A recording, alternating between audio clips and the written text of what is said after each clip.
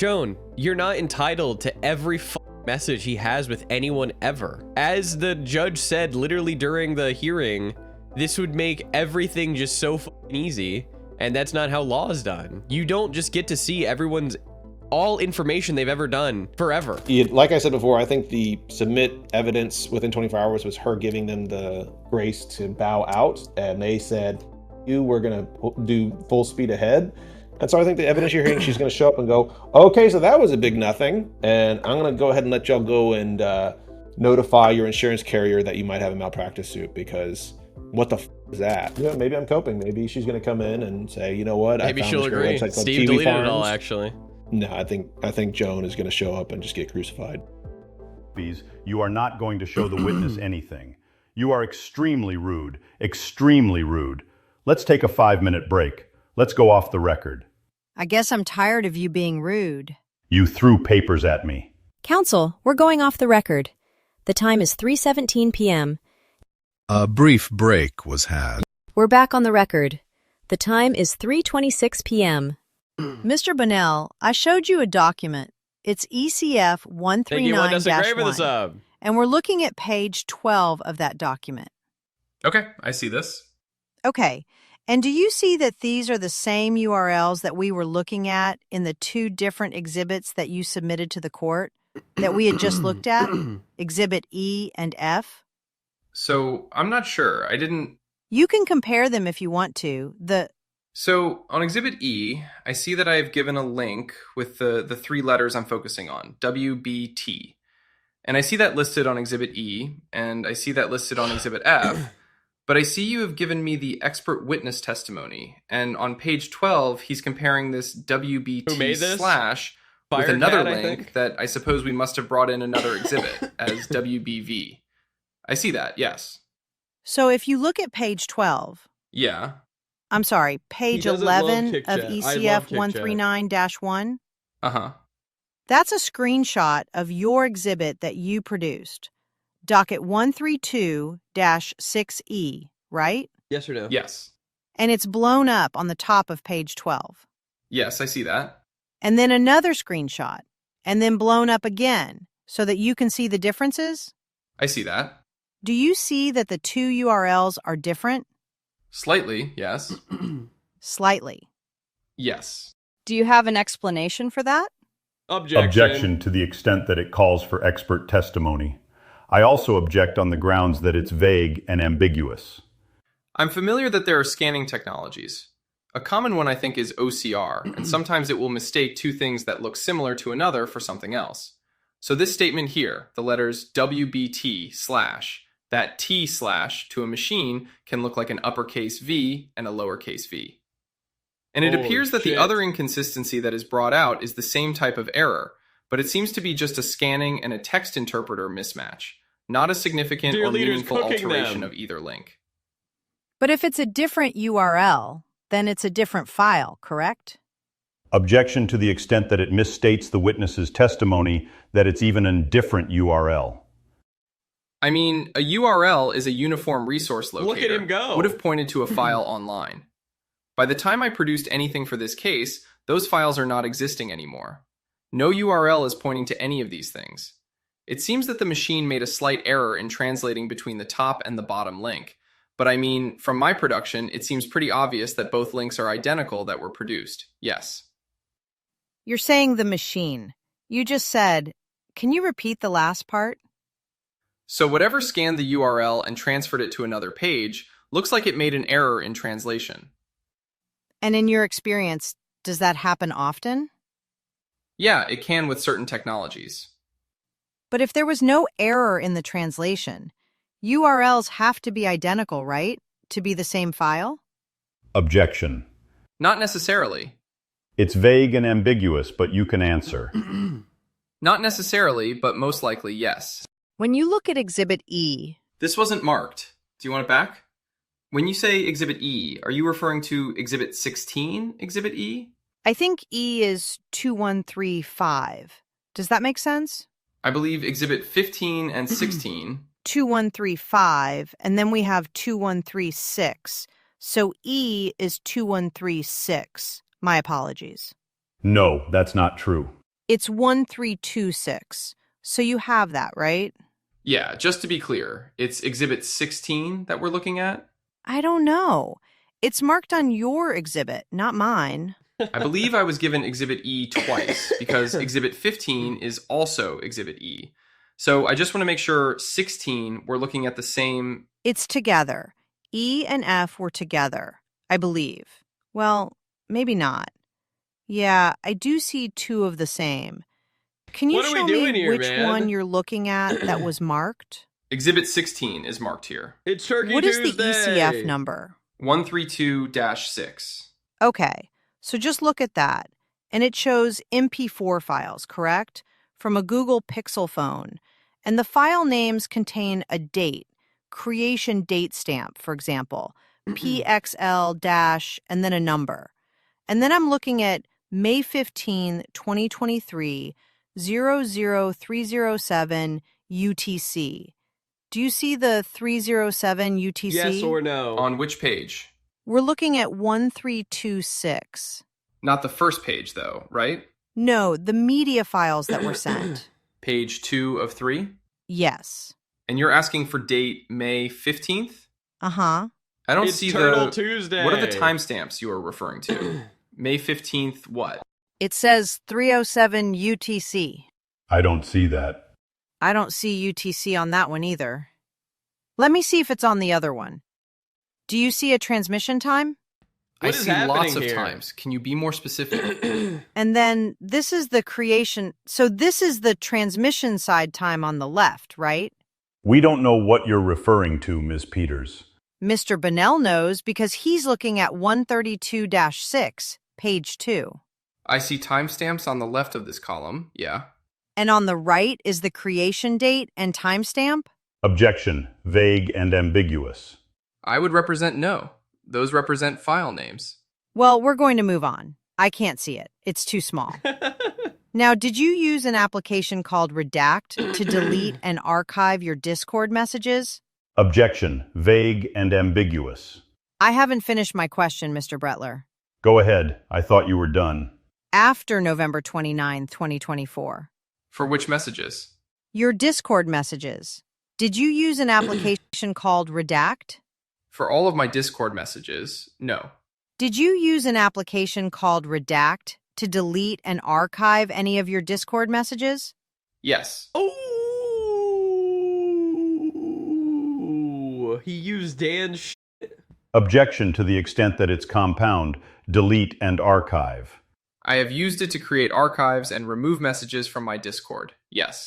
Okay, which messages would it be that you used Redact for? And we're talking again after November 29, 2024. There is no possible way I could remember every message. Mooks. I communicated Mooks with... said hype. Not as hype as your ass. Doo-doo-ch. with hundreds of people, Keep it thousands of people on Discord. But you did use Redact. Rule 5. I have used it, yes.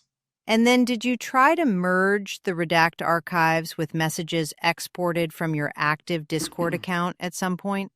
Objection. Vague and ambiguous, but if you understand, you can answer. I have produced messages for this case in accordance with my responsibility to. Please bring up Some Dan. of those archives have been created by Redact. Other archives have been created by Discord. Like you can request an How am I export feeling? from Not Discord. good. And other archives have been screenshots of messages. I can speak with specificity to a particular message if you show me one. Okay, we'll get into that. So Abby's declaration Spoiler that alert, she they don't. submitted to the court stated that sometime in February 2025, she reviewed her Discord messages and discovered you had deleted her messages to her, including the message in which you sent her the video of P. Is that correct? Objection to the extent that it calls for speculation or if you remember. It's correct insofar as that's what she put in her declaration, yes. Is that correct that that is what you did? You deleted the messages? I deleted my messages with Abby sometime after our last communication, before May of 2020. Oh.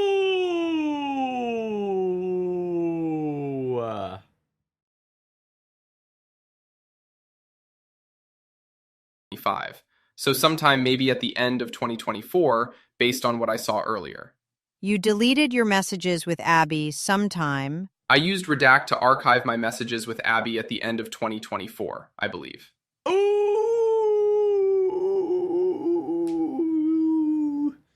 Number 1, not spoliation.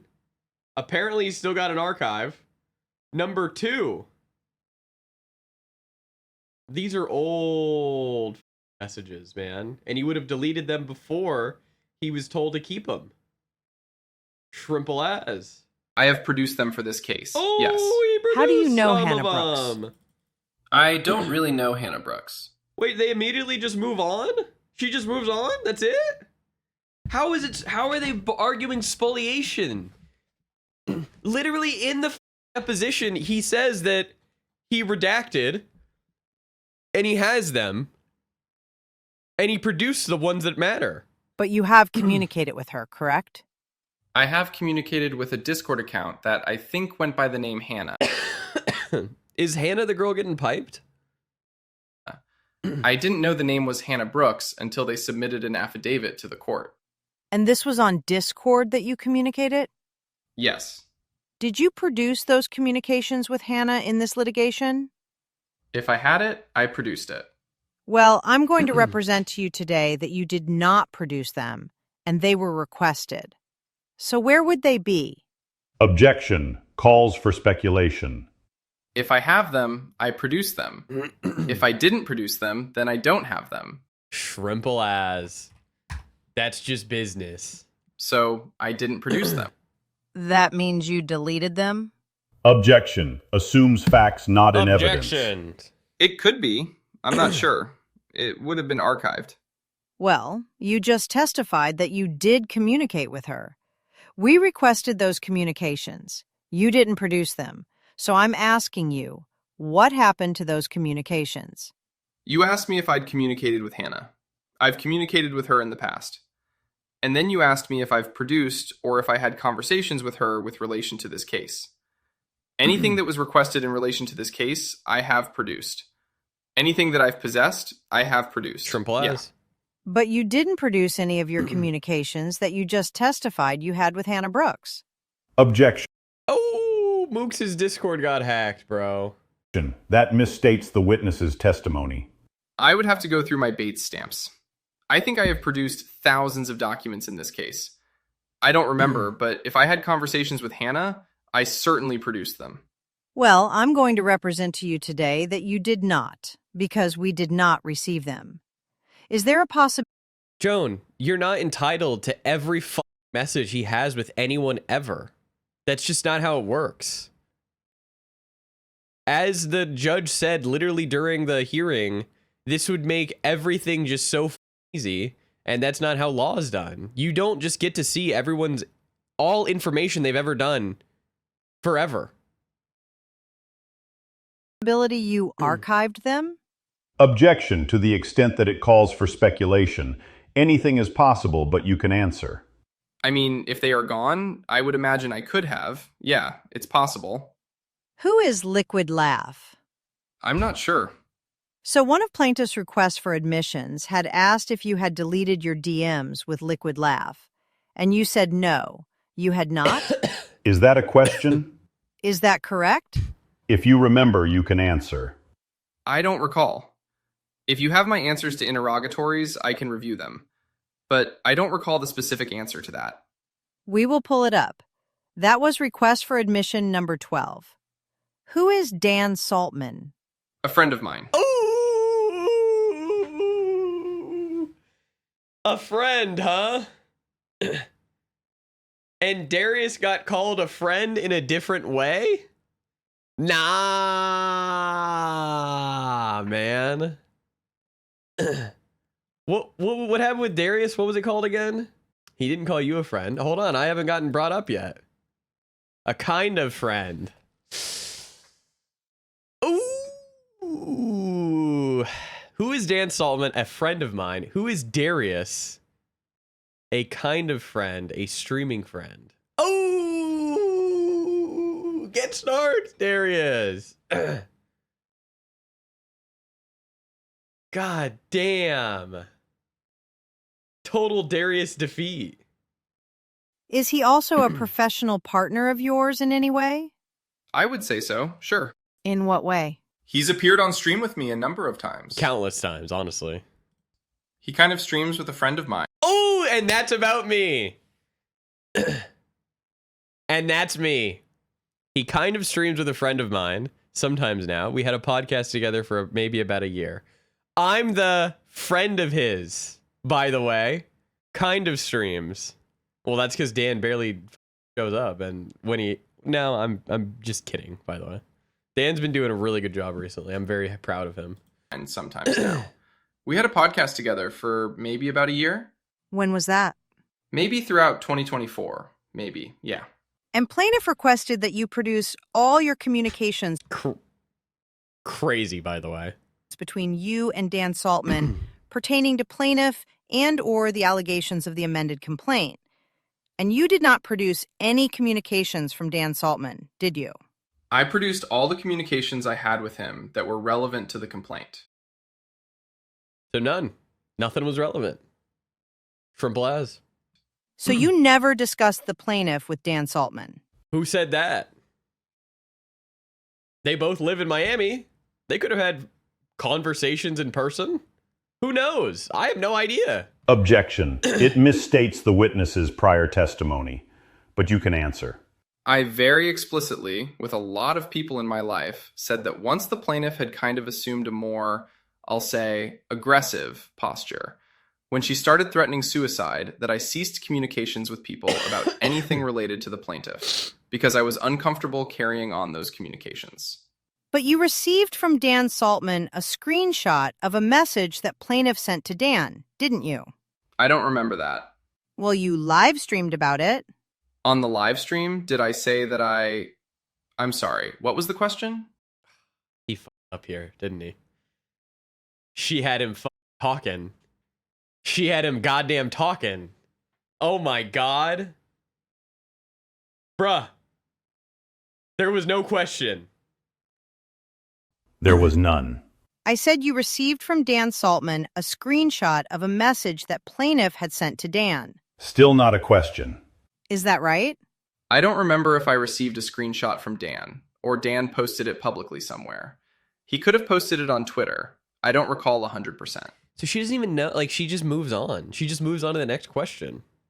She's retarded. Who is Kyla Turner? A friend of mine, another streamer person. Oh! And she was also friends with the plaintiff, right? I believe so. Who is Darius? Darius is the online screen name to another kind of friend. Kind of streamer friend that I have.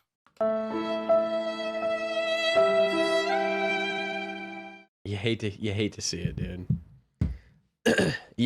Under oath, by the way. Under oath, by the way.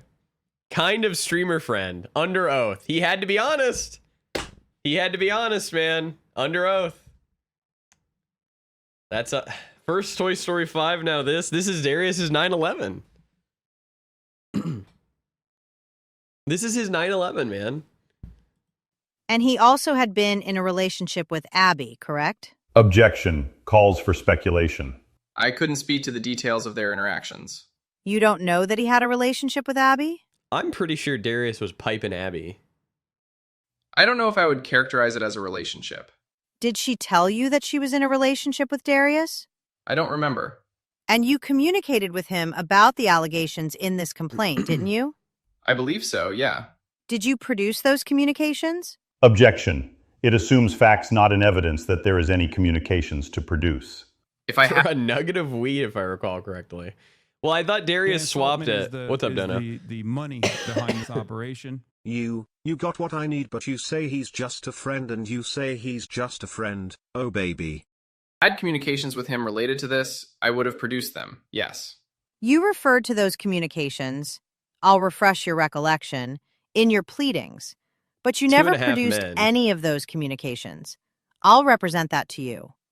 So where are those communications? Objection. Calls for speculation. It also misstates testimony and the record. It could have been a phone call. I'm not sure. I would have to see specifically what I said. Now, in your initial disclosures at the beginning of this litigation, you identified various individuals as having knowledge of the allegations of the complaint. One of them is Cherry. And who is Cherry? Also, hot take. In litigation, we should be using the online name, then immediately followed up by their real name, and then going forward, it should only be their real name. If you're going to be party to any of these complaints, your name should be on there, and you should be doubling down on business. Cherry. I believe the request is for people who could potentially have knowledge of the complaint. I don't think it was necessarily... That's my recollection. People that you identified as having knowledge of the allegations of the complaint. Okay, I don't specifically remember. Was that a question? What the sentence asked for, but I think Cherry is a person who could have potentially. She's got him talking. Jones got him wrapped around her finger right now. It's over. It's over, man. Bretler needs to get a hold of this depot and needs to take a break. I think I produced her name, yes. And who is she? An old friend of mine. And did you have a sexual relationship with Cherry? Yes. And plaintiff's first request for production requested all your communications with Cherry, but none were produced. I don't know if I actually have communications with Cherry. Cherry was somebody who liked to keep everything deleted and wiped. But you would still have your side of the communications even if she wiped her side, correct? She would have requested me to wipe my side as well. So you listed her as a person of interest in this case. When would you have deleted the messages with her? Objection. It misrepresents his prior testimony. He never said she was a person of interest. And secondly, it calls for speculation. It would have been prior to the start of this litigation, prior to publishing of the Substack, probably prior to the leaks from Solo. So again, you deleted your messages with Cherry, but you never deleted your message with Rose. Objection. Misstates prior testimony. Correct? I did delete The my last messages libs? with Rose. You produced them? Yeah. You didn't produce any of your messages with Cherry. Objection. It misstates prior testimony. I would have to revisit specifically what was asked to be produced. If it was related to this litigation, then I would have produced those messages. Well, I'll represent that in it's your possible mouth. that I deleted messages with Cherry before I deleted messages with Rose, though. Now, you were asked to produce communications with Kyla Turner, who goes by the name Erudite. Is that right? Not so erudite. And you produced SB0024. What does erudite mean? Having or showing great knowledge and learning gained through study and reading. So is Kyla calling herself an idiot? 98 through SB002556. Your messages with Kyla Turner starting on November 1st, 2024, and between November 1st, 2024, and December 31st, 2024. What you produced is only messages from her side of the conversation. Why would that be? Objection. Calls for speculation. I'd have to go through my bait stamps. It could have been I produced my side of them in a separate production. Well, I'm going to represent to you that you did not, because I have your whole production. So where are they? Because starting in January 2020 or December 2024, all of a sudden you appear responding to the messages, and it's a two-way conversation through May 2025. There's no question pending. So why is the first year of messages just a one-sided conversation? Objection. Calls for speculation. If you know, you can answer. I'm not sure. I'd have to revisit all of them and see. But if it was relevant to this case, I produced it. Well, you produced her side of the communications, and the request was to produce communications between the two of you. So why is only one side of the communication produced? Same objection. Same instruction. Yes, honey. I'm not sure. I would have to revisit it and check. What would you have to check? Well, I don't know without checking.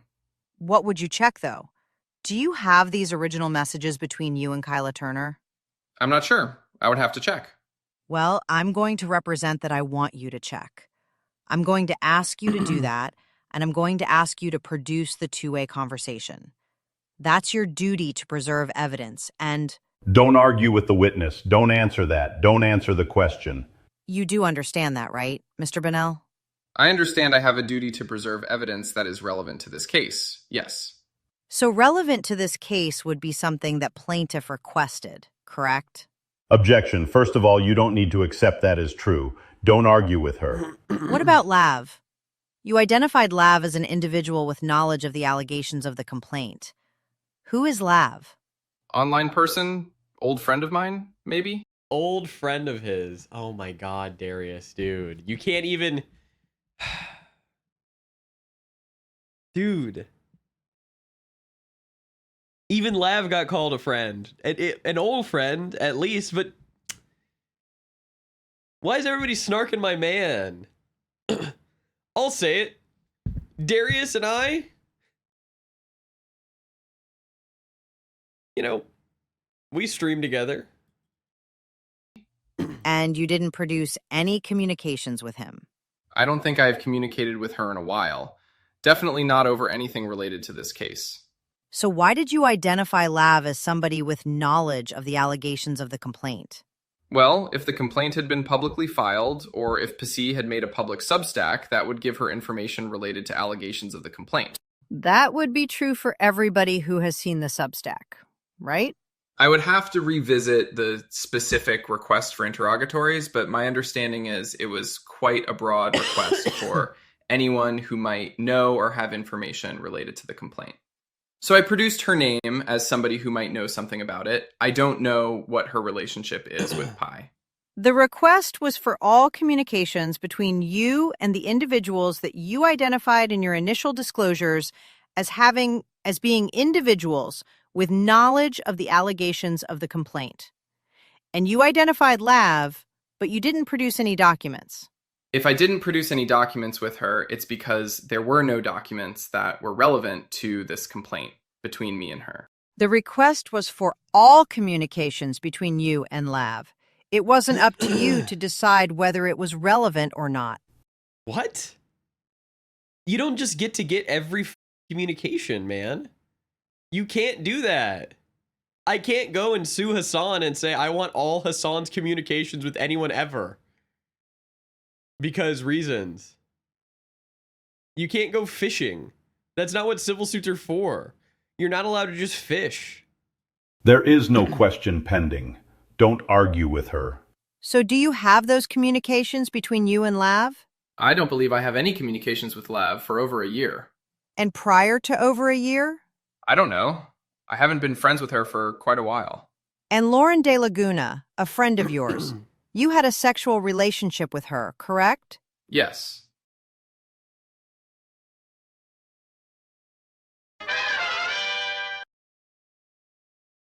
A friend of yours. Oh my god, even De Laguna. Save some pussy for the rest of us. That's what I'm saying, man.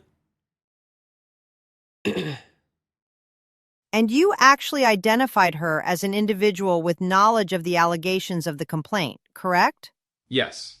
And yet, you didn't produce any of your communications with Lauren? Objection. Misstates the record. I'm not aware if I haven't produced everything, and I don't have every Bates stamp in front of me. But if it was relevant to this case, then I produced that evidence. And if I represent to you that you did not produce your communications with Lauren, where would they be? Objection. Calls for speculation. It also assumes facts not in evidence. I would have to check my computer. You also identified Matt Hurdle as an individual with knowledge of the allegations in the complaint. Did you ever have any communications with him? No. How about Jared somebody.Lycan? Doesn't even ask if they were friends? Come on, man. I needed that on the record. Not related to this complaint. You identified him as an individual with knowledge of the allegations of the complaint. There is no question. So wouldn't you have communications with him that would be relevant to the allegations in the complaint? Objection. Calls for speculation, and it assumes facts not in evidence. No, not necessarily. Do you have your communications with Jared still? I don't remember when our last communications were. Just a heads up, if you put the podcast name in the chat, I'm reading them. I'm just not going to respond to every one, but the good ones I'm putting in our group chat, okay? So just know that your name might be the name. Shrug. I would have to check. What platforms did you communicate with him on? Discord. And what knowledge does he have of the allegations in the complaint? I'm not sure. He's friends with me, and he's friends with the plaintiff. Oh, even Lycan's friends with him, man. Holy. What the hell's going on, Darius? Oh my god. All right, guys. No more talking about Toy Story 5 in the DDD chat when Darius is live. That's a banned meme. He's gotten it too much. New rule. No Toy Story 5 talk when Darius is live, okay? I feel bad for the guy. So you weren't sure of what knowledge he had, but you identified him? Yes. And how about Brianna Wu? You also identified her as an individual with knowledge? You are snarking him saying that. No, man, I'm banning it. Yes. And who is she? An online figure, ex-colleague of mine. My understanding is somewhat of a friend to the plaintiff. And why did you think she had knowledge of the allegations in the complaint? I heard it said that plaintiff went to Brianna seeking, I guess, legal help related to this matter and was unsuccessful in that. Is Brianna an attorney? No. Why would you think she was seeking legal help from her? I've said that that was what was represented to me.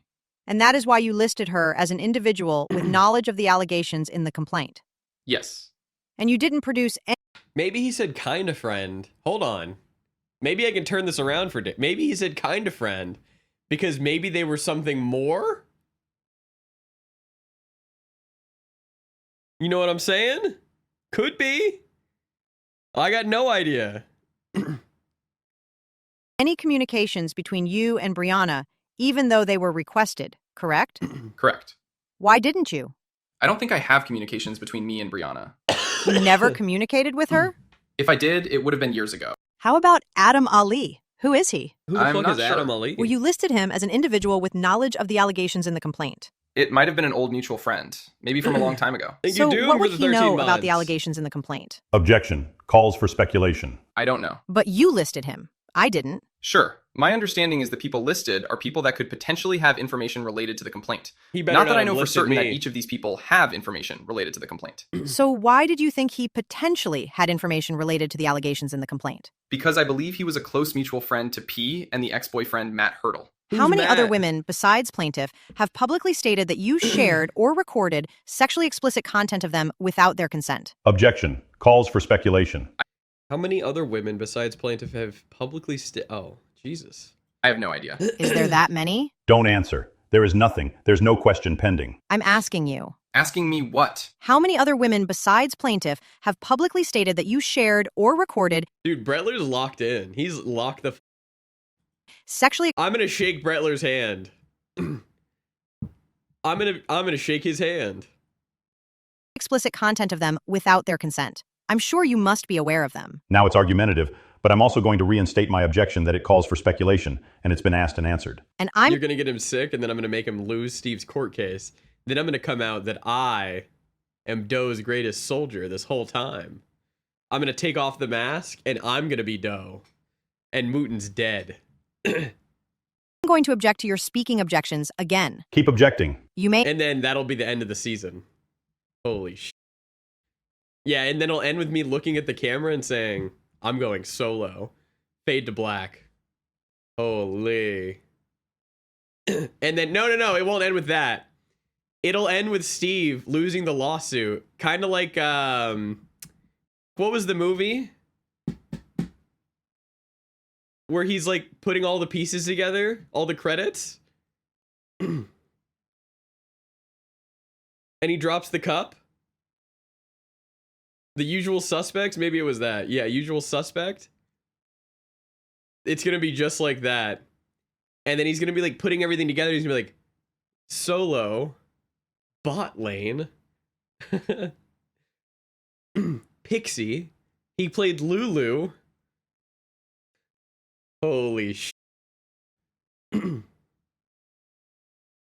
answer. I'm not aware of the... I don't know the number. I'm not sure. Kaiser Soze. You think it's more than 3? Objection. Calls for speculation. People write so much stuff online. I have no idea. So you know your ex-wife Melina has claimed you shared her content without her consent, correct? Objection. Objection. Misstates the record, and it calls for speculation. I'm not aware of her exact statements related to past sexual experiences or recordings we've had. So your understanding is that Melina has not said you did not non-consensually share her intimate details. Call it the Objection. podcast. Vague and ambiguous. Calls for speculation, and it's been asked and answered. Can you restate that? Melina, I didn't ask if you saw the video she published. I'm asking you if you are aware that she has publicly stated that you shared her content without her consent. I'm not aware of the specifics of what she said publicly, no. I'm not asking you about the specifics. I'm asking if you are aware that she shared your content, her content, with this operation. What up, Donna? I'm feeling like a star. You can't stop my shining love in Cloud City. My head's in the sky. I'm Solo. I'm Han Solo. I'm Lucas Solo. I'm Lucas Solo. Solo. Okay, and thank you to Zazzle91 for the 3 months of Kick subscriptioning. Awkward handshakes. Hey, if all of you DGGers wouldn't mind going to Kick Chat and just type in a W, you don't even have to subscribe. Just type in a nice W for Mr. Moot coming when he's sick as a dog, showing up to stream. I would appreciate it. Thank you. without her consent. Objection. Objection. It's been asked and answered 3 times. You can... Are you aware of that? It's been asked and answered 3 times. You can answer it one more time and then we'll move on. You can answer as many times as I ask you. I don't think so. That to me sounds like a very specific claim. I'm not aware of the specific claims that she's made publicly about me. You are not aware that your ex-wife claims that? Correct. It's been asked and answered. Move on. Is that right? What is the answer? What is the answer to your question? What was the question again? Can we read the question back, please? Whereupon the requested portion of the record was read by the reporter. That your ex-wife Melina has stated that you have publicly Stop that you giving me shared her kicks. explicit content without her consent. You have no... Thank you for the 10 kicks, the 100 kicks, the 1 kick. Thank you to Jojo for the 100 kicks. Thank you. Enough. Stop throwing pennies at me, man. awareness of that? Objection. It's been asked and answered. Have a penny. It's vague and ambiguous. I want to know the answer, Mr. Bonnell. It's been Thank you, asked and Ricky answered. Wisdom. You can answer it one last time and that's it. I'm not aware of the specific claims that she's made publicly with regards to me, no. That's a very evasive answer, Mr. Bonnell. Don't engage with her. She's just trying to rile you up. What about Cherry? Are you aware that, going back to Melina for a second, so if we played for the jury a video where you admitted, where you actually state that Melina said that you shared her explicit content without her consent, would that surprise you? Objection. It's an incomplete hypothetical and it calls for speculation. We have no idea what video you are referring to, even if one exists. I'm asking Mr. Bonnell. I mean, I'm not trying to even engage with that question. Well, you stated it publicly that she had said it.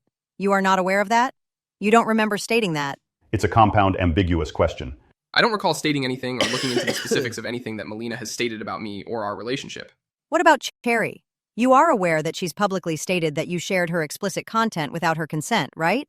I'm not aware of the specific statements that Cherry has made regarding that. I didn't ask you about her specific statements. I'm asking, are you aware that she claims that you shared her content without her consent? It's been asked and answered. Are you aware of those claims by Cherry? When you say claims, what do you mean? Claims where? She publicly stated that you shared her claims, her content, without her consent. That sounds like a specific message or statement to me. I'm not aware of the specific... I'm not asking for the specifics of the message. It's a broad question. You continue to interrupt my client, Is he Miss Peters. piscoing her? Let him finish his answer, and then you can ask your repeated questions, over and over and over again. So there is a huge amount of stuff that gets said online by many different people in many different communities. If I don't have specific knowledge or haven't seen myself a particular claim being made, then I wouldn't say that I have specific knowledge of any particular claim being made. My understanding is Cherry has said many things online, deleted many things online. I'm not aware of the specifics of the claim that she has made against me. As far as I'm aware, she hasn't joined this lawsuit or any others, so I'm not aware of those specific claims. Did you share her explicit content? Just so you guys know, if this podcast with me, Steve, and IRI does work out, there is a chance. Could be 3 boys in DC. Could be. Without her consent? No. What about Staxia? What is the question? Did you share her explicit content without her consent? No. And you are aware that she also claims that you shared her content without her consent, right? Assumes facts not in evidence, misstates the record. Are you aware of that, Mr. Bunnell? I believe that there is an affidavit that she's filled out with regard to this case. I disagree with her characterization of it, but I'm aware of the declaration that she signed. Although I would clarify, I think you misstated it. I think she said I had permission to share it with my wife, I think was her statement in that declaration. Her declaration states that you shared her content without her consent, doesn't it? If you remember, you can answer it. I would consult the declaration. After November 29th, 2024, you told plaintiff you were going to try to get the video removed from Kiwi Farms, correct?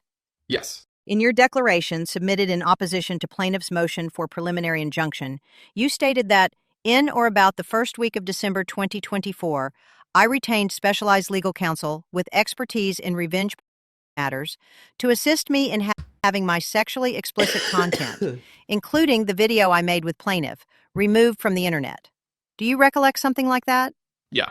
And you wanted the court to think that you were trying to reduce the harm to plaintiff, right? Objection. It's argumentative. Yes or no Were you? podcast. That was your intent in saying that? My intent in saying that was to state that I had a law firm that was trying to remove explicit material of mine and the plaintiffs from the internet. So what exactly did you do to try to remove the content from the internet? Objection. It's been asked and answered. It's also the subject of his declaration that you're reading from, so you can see it. But if she's asking you to give your best recollection. I think there might be more that I can't remember, but I know I had my White manager guys. person at the time email the owner of Kiwi Farms to try to get the video removed from there. I believe I The owner filed, of Kiwi I think, Farmers being... Fuck, what's his name? Noel? of reports or DMCAs from various websites on the internet. That's what I can remember at the time. Yeah. Can we take a 5-minute break? Sure. Sure. We're going off the record. The time is 4:08 p.m. A brief break was had. We're back on the record. The An time is 11-minute 4:19 break. p.m. Mr. Bunnell, before the break, we were talking about efforts that you had made to remove the from the internet. True. 5 reels. You're right. You hired Carrie Goldberg's firm to do that. Is that correct? That is part of why I did it, yes. Did you know Carrie personally? No. How about Mark Randazza? No. Did you know him? No. Gonna be honest, all this anti-Semitic shit, not good. But would it be anti-Semitic of me, or would it be ultimate Semitic if I went and hired a Jewish lawyer because I thought they'd do the best? What is that? Is that anti-Semitism? That's just business. So what did you do? You told me about some emails that you had sent before we went on the break. What else? Anything else? Objection. It's been asked and answered. You weren't paying attention, Ms. Peters, while he was giving his answer. You were reading a note that was passed to you. I'm going to object to your speaking. You can object, but he has already answered this question. It's your job to pay attention and then ask him questions. Please don't tell me what my job is, Mr. Bretler. Okay, well, he's already answered it. Your job is to follow the rules He's already answered your question. and not do speaking objections. You should pay attention to the testimony. Mr. Bunnell, I can ask you the question Again. as many times as I want. That's my right. So just so we're clear on the record here, And I can object as much as I'd like. you think you can. Okay, Joan, don't fight with me about everything like you have since January of 2025. Enough, enough. At some point it becomes ridiculous. You are still going. You are still going. You are the one that asked to stop fighting. Please stop. Yet you are still fighting. I'm not even speaking to you. You were Stop. Under your breath. So plaintiff's request for production asks for all evidence supporting your claim that you made efforts to have the video removed. I'm going to show you the only documents that we received that were responsive to that request. And we're going to have this marked as the next exhibit. Plaintiff's exhibit number 17 was marked for identification. And these are Bates stamped SB0004 and SB0005. And can you tell me what these two documents are? It's fine. The first document for Exhibit 17 appears to be an email from my manager to the legal team at Kiwi Farms, requesting a removal of all of the videos posted by Solo of me, which includes the video that is the subject matter of the complaint. And then the second image appears to be a DMCA takedown email that I sent to a website that was hosting revenge that contained me in the video. And I believe at least one of these is the video that is subject matter of the complaint.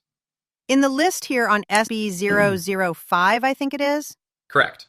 So were these emails successful? objection, calls for speculation. Also vague and ambiguous by the term successful. My understanding is that the videos remained hosted.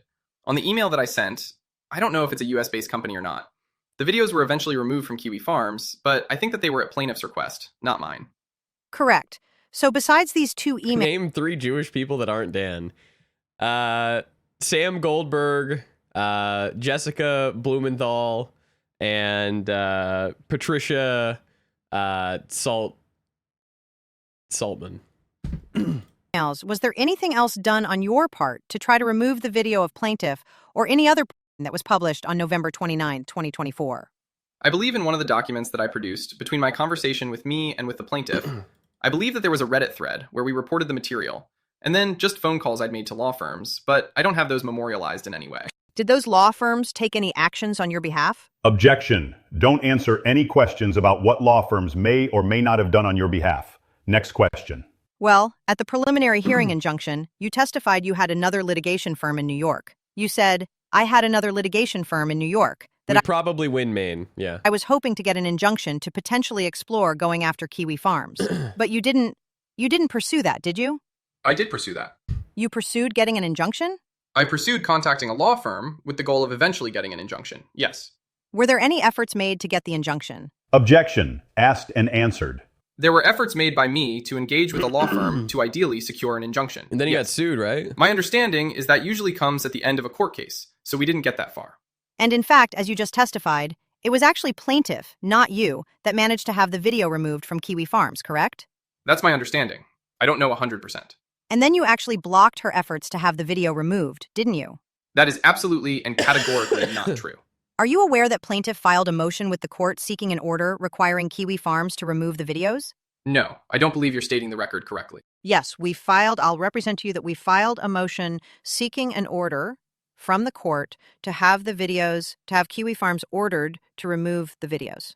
I'm representing to you that that is absolutely not the record. Well, it's in the record anyway, Mr. Bunnell, that your attorneys opposed that motion. Objection. Vague and ambiguous with respect to that motion. You've misstated what that motion is. My understanding is our goal was to remove videos from Kiwi Farms. All of the videos. You guys were seeking to remove a singular video, only the one containing the plaintiff, while leaving all of mine and the other victims on Kiwi Farms. Pretty cringe. Which is why we opposed that particular motion. So you do know... Oh, that's like Trump Oh my God. That's literally like the bill in Congress. It's like, why did you oppose the Give Children Food Act? It's like, well, in the Give Children Food Act, they actually wanted to start rounding up Mexicans and shooting them in mass. Yeah, but it's the Give Children Food Act. It's like, what? Come on now. Exactly what I'm talking about, right? Objection. No. Objection. Argumentative. Don't engage with her. So you opposed it because plaintiff didn't also try to get Kiwi Farms to remove all your videos. Is that correct? Objection. I'm going to instruct you not to answer to the extent it requires you to disclose attorney-client communication or legal advice, strategy that you've discussed with your lawyers. I wanted all of the videos removed. My understanding is plaintiff did not want all the videos removed. But plaintiff is the one who incurred the expense of subpoenaing Why did he answer, though? Kiwi Farms, not you, correct? Objection. It calls for speculation. I don't have access to the plaintiff's legal fees, so I'm not sure, and I don't know. I didn't ask you how much money she spent. You did. I said she incurred the expense of subpoenaing Kiwi Farms. You did not subpoena Kiwi Farms, did you? Same objection. But it's misstating the record as well. We did send subpoenas to Kiwi Farms. What happened with those subpoenas? I don't believe they turned up anything relevant to the case. I have not seen those subpoenas. There's no question. Do you know whether they were produced? If it was relevant to the case... Objection. Vague. Whether what was produced. Boom. Hey, Brettler, if you need anyone, let me know. I played a judge on a Grand Theft Auto roleplay server, man. I kind of know what I'm doing here. It was produced. Mr. Brettler, you are aware that you have an obligation to provide notice of any subpoena that is served, correct? Mr. Brettler? Are you inquiring of me today? Yeah. Hey, this ain't his deposition. Yes, I'm asking you that. I'm not answering your questions today. Well, I want a copy of that subpoena. I'm requesting it. I have no idea what you're talking about. I have no idea what you're talking about. Put it in writing. I have no idea what you're talking about. Well, your client just testified that you served a subpoena on Kiwi Farms. No, he didn't. He didn't testify to that. Did you testify to that, Mr. Bunnell? Yes or just no? now, that a subpoena was served on Kiwi Farms on your behalf? It may have been a request instead of a subpoena. Okay, you did say subpoena though, right? I might have misspoken. I'm not an actual lawyer. I'm sorry. That's okay. No worries. So the fact is, though, that you opposed plaintiff's request. He's ruining it. He's ruining the deposition, man. He's fumbling it. This is why Brettler told you shut your mouth. This is why he said shut the fuck up. Request. Send him to jail. Nah, I've seen enough. I'm sorry, I've seen enough. Lock him up. Have her video removed from QE Farms in the court filings, correct? Objection. It's been asked and answered. How did you go about finding your current counsel? You can answer that to the extent that it does not require you to disclose privileged information with either me or with your New York lawyers. I don't believe I can answer that question. Did you do a Google search for somebody Based. experienced I don't think I can answer that question. in handling sexual misconduct cases? I believe that would implicate attorney-client privilege to discuss that. How much have you paid Mr. Bretler's firm to date to defend you in this action? Don't answer that. You can answer that, Mr. Bunnell. I instruct you not to answer it. That is not privileged. The payment to my law firm is not privileged? No. Of course it is. Don't answer it. Don't answer it. You were present at plaintiff's deposition, weren't I know how much he's paid. you? Yes. Do you recall that same question being asked by your counsel to plaintiff? How much she had paid her in He said it on stream. Just know that whatever he says on stream isn't under oath, so who knows? But I know. legal fees to date? Possibly. And she responded, didn't she? She might have, yeah. Because it's a valid question. I don't know that that necessarily follows. Have you paid more than $500,000? Don't answer. I instruct you not She's trying to work it in there, huh? to answer. That is not a privileged communication, Mr. Bretler. Tell me on what basis you are objecting to that question. Attorney-client privilege. The amount of legal fees is attorney-client privilege? I'm not going to argue with you, Joan. Ask your next question. You should check the law a little better. Again, I don't appreciate your snide remarks. You're completely unprofessional, and you really need to really tone it down, Joan. What is this? What the fuck is this? Hey, Steve, I know you never got me my wedding gift. I just want you to take whatever you were going to give me and you can put it towards this lawsuit. Because that's the kind of friend I am. That's the kind of guy I am, okay? So you received a formal preservation demand letter from plaintiff's counsel on or about January 22, 2025. Tell me everything you did after that to preserve evidence. Objection to the extent it calls for a narrative, but you can answer. Whatever requests were made of me or... Hold on. Live feed of Bretler. I think I'm giving a long answer, but to understand in context, because if I just say yes or no, you won't understand it. And I really want this whole group to understand it. You're not going to give me the timestamp, Umbrac law? Really? I never would have guessed I was being conned. Never, ever. The deceit was so subtle. Yes, I know. Answer the question. Yeah, okay. I'm sure we all appreciate the stories. We're just trying to answer the all the things were inventoried. That wasn't work for me or Jeffrey. It was just regularly done.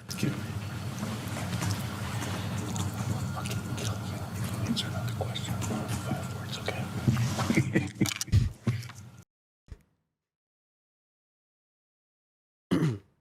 Good business. anything I felt was relevant or could be relevant to the plaintiff. He said, I will kill you if you answer another question with more than 5 words. Plaintiff's request for information. And how were you preserving evidence? It would depend on the type of evidence we're talking about. Okay, let's talk about Discord. It could have been done through an export of the chat. So something that just exports both sides of the chat, if it's there. It could have been an archive that I had on my computer made by Redact. It could have been a request from Discord itself. I will kill all of DDG well, which one if they was don't it? post a It W depends in on the which kick bait chat. stamp you're talking about. It depends on the log.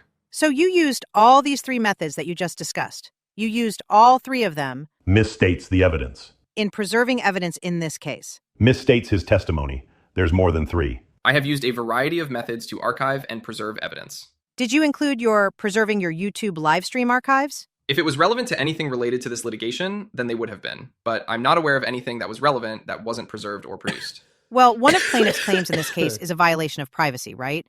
And part of that claim is that you published a lot of her private sexual messages. It's in the amended complaint. Do you recall that? Is that one of the torts she's suing me under? Yeah, it's a Florida tort. Which one?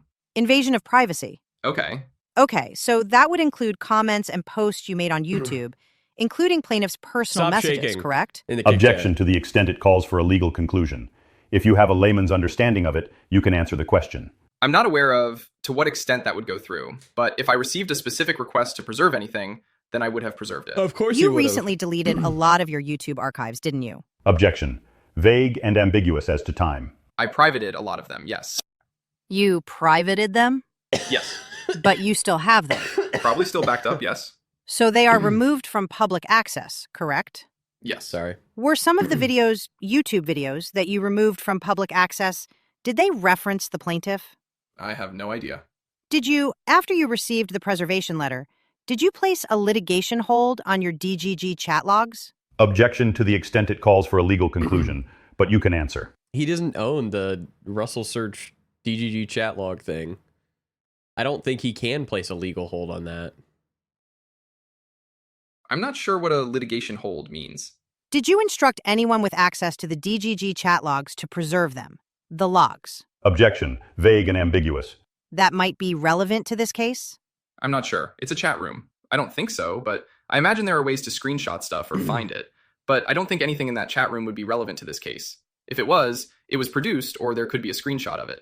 So the amended complaint describes specific posts you made in your DGG chat about the plaintiff in January and February 2025. Are those posts still retrievable from your server logs? I'm not sure. I would have to check. Why wouldn't they still be retrievable? Would there be a reason for that? There could be a million reasons for that. Like what? There could have been a flood that destroyed the server center and all the backups were destroyed. Was there a flood? He's snarking. I don't keep track of the status of every server that I have rented for backups of chat logs for my website. What is your He's DGG snarking. chat retention policy? I don't think I technically retain any of it. I think there is a separate site called Over Russell Archives that retains it. Russell Search. I'd just like to note for the record that you have accused me, Miss Peters, of not producing subpoenas to you. You should read your own emails. On October 8, 2025, copies of all subpoenas were provided. Get snarked, bitch. Mr. Bretler, you can address me after the deposition. You addressed me during the deposition and I'm responding, so you should read your emails. Okay. You deleted your Google Drive that you've referred to in the court during the preliminary injunction hearing, sometime in January 2025, didn't you? Objection. That misstates his prior testimony and misstates the record. Oh. I'm thinking about buying a clip-on tie. Can people tell? I just don't want to learn a tie, man. I don't really want to. I just don't want to. I just don't want to, man. I also need socks. What's a good place to get some dress socks from? It's not hard? Well, you want to come to my hotel room, Emiya, and tie my tie? Yes or no? Yes or no? Yes or no? Yes or no? Yes or no? Yes or no? Yes or no? Yes or no? Yes or no? Yes or no? Yes or no? Yes or no? Yes or no? Yes or no? No? Damn it. No. You didn't Damn it. delete the Google Drive sometime in January 2025. No. Okay. Plaintiff asked for the Google Drive in her document production request, and you did not produce it. I'm not sure what that means. The contents of the Google Drive. The contents of the entire Google Drive? The link. Well, that's a different question. After my grandfather died, I learned he only wore clip-on ties. I never knew. It shook me. Be honest, did you think less of your grandfather after that? The link too. It The shook videos. him.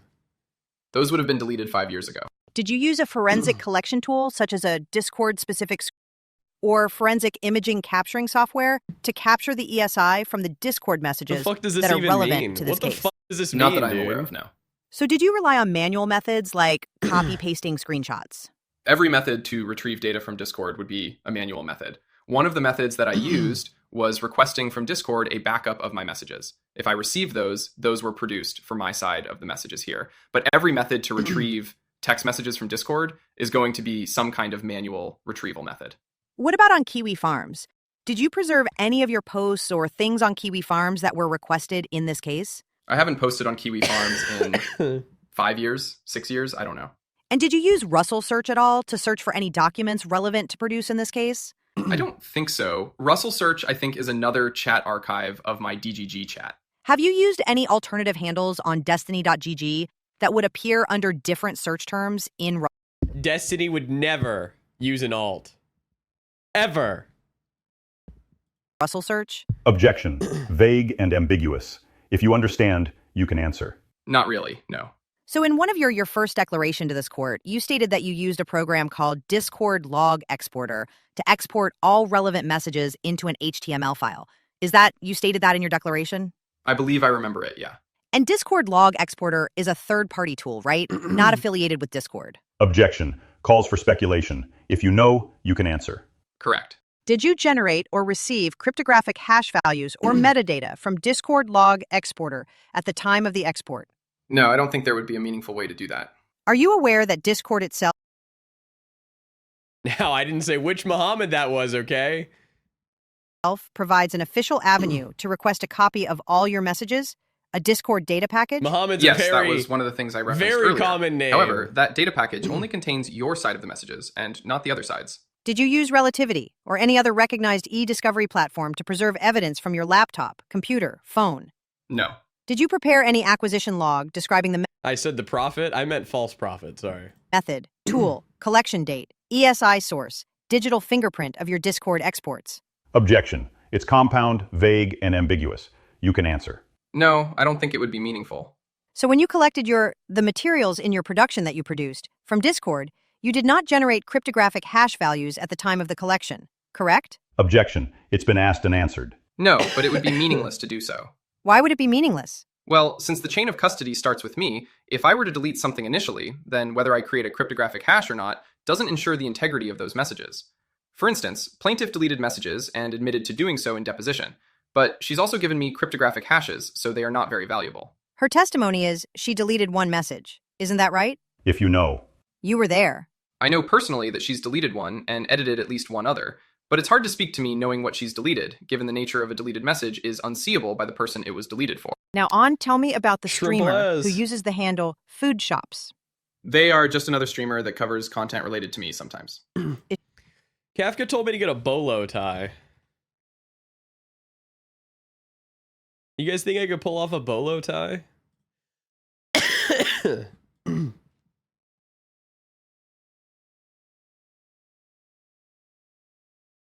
Is she a friend of yours? I would say colleague. Colleague. Oh!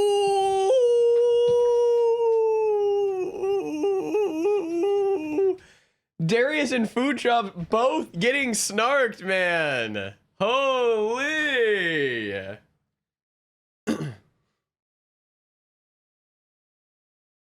Christ almighty. Dude, he's raining it down, and he's under oath, by the way. And how long have you known her? Maybe 2 years?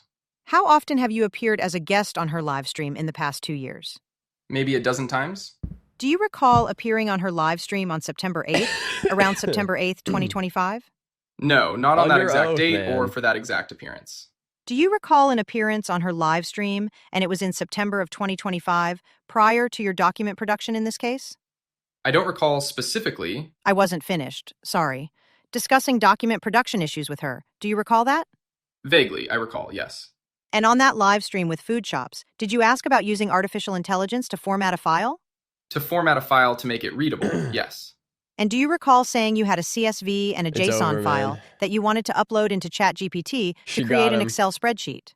Kind of. It's a bit simplistic, but yeah. Okay. Audio recording begins playing. If I ask an AI to do something for me, if I give it a file and say, can you format this? It will never, spit that file out onto the internet and do some random crazy shit with it, right? For safety's sake, you probably shouldn't do that. I think you should probably have some professional do that.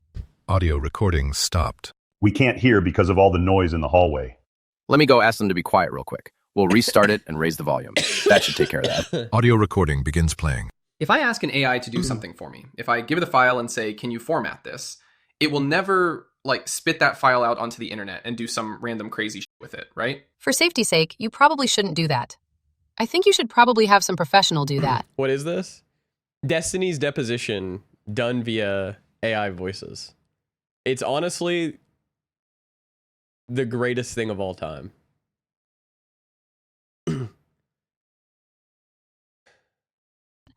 That sounds like a safety risk. A cybersecurity risk. Well, I can't hand it over to anyone else because it's child. Anyone else?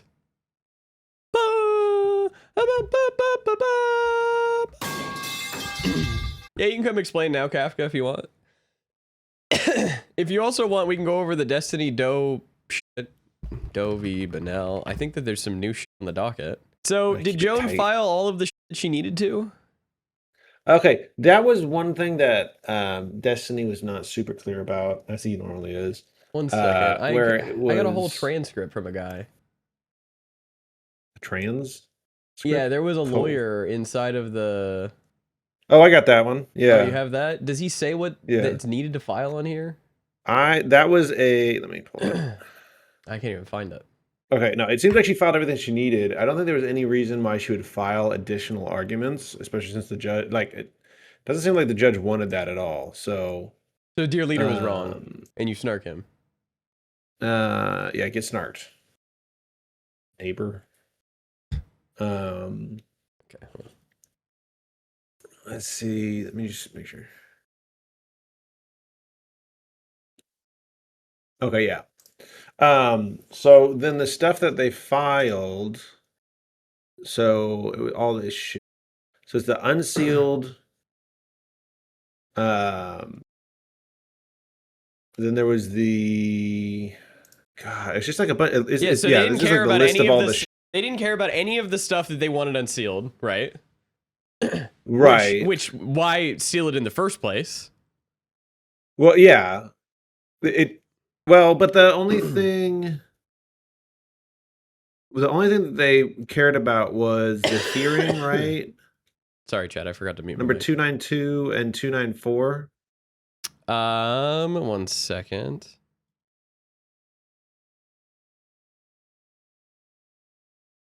The bench hearing. Because you're looking at That's Stevens. the Destiny one, yeah. Yeah, that's Stevens, and he's saying all this shit. And then she's saying That should be unsealed by Jane Doe. Pursuant to the court's instructions during the hearing, plaintiff Jane Doe and through her undersigned counsel,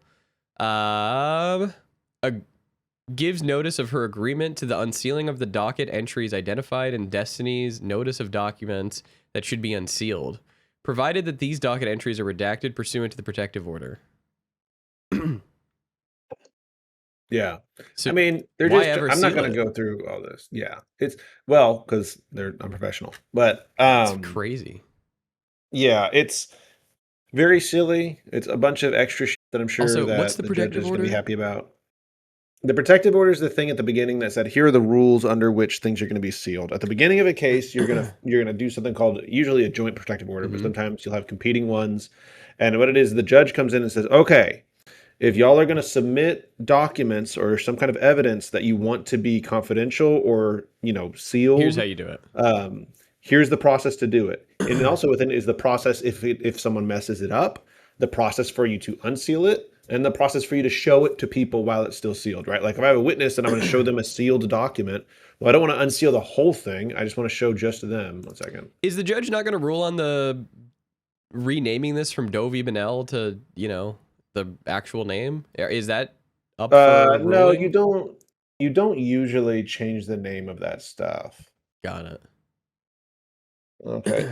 But all right, 1 second. Give me 2 seconds. Mm-hmm.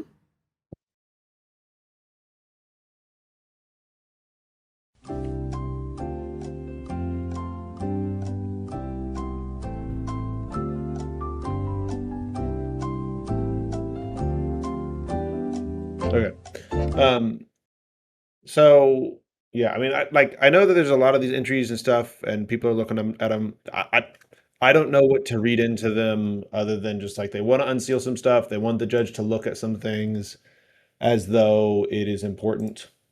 And yeah, I mean, there's just not a lot to read into it, in my opinion. It's just them each side asking for things to be unsealed or sealed, and what matters. So I know it looks like there's a lot of activity, everybody, but it's not that like. No, it's just, crazy. hey, look at all this old shit. Yeah, exactly. More what I was gonna come in and talk about was the kind of the different objections that you see, and there's this kind of fight in there between them. Yeah, sometimes Rattler will object to facts on evidence, attorney-client privilege.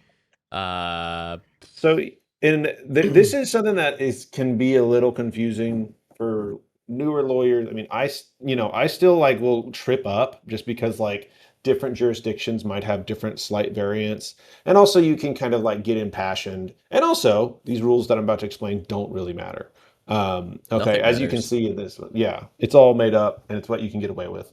But there's kind of two big categories of objections. I'm not going to go into anything else, just these two, because these are the only two that really come up here, and we don't need to get into the nuance. But there are form objections, and I'm talking about federal jurisdictions, form objections and speaking objections. Okay, a form objection is allowed.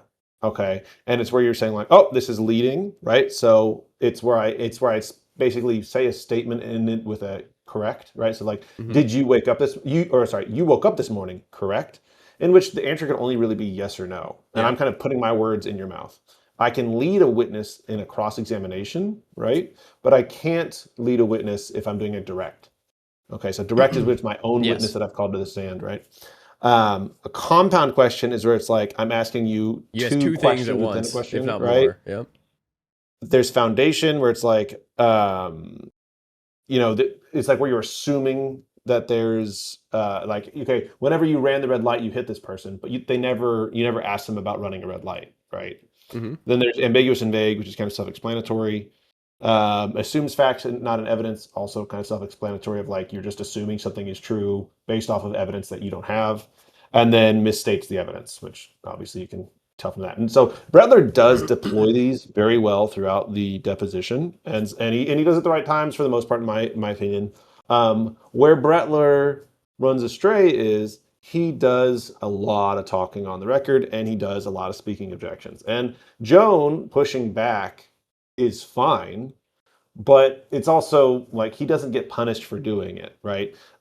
She could theoretically try to, talk to the court about it, but it's really petty and small to do that. Apparently, and Joan did most this as well in hers. I don't know though. Oh yeah, all lawyers do it. I mean, everyone does it, and Yeah. and you're supposed to like technically. Some people say that if someone does a speaking objection, you're supposed to say objection sidebar, and then that removes it from the actual record if you want. So like, let's say speaking objections, right, is where I might say like, you might object to the relevance or the competence, like saying, oh, he's not able to talk about this, he doesn't know about this, right?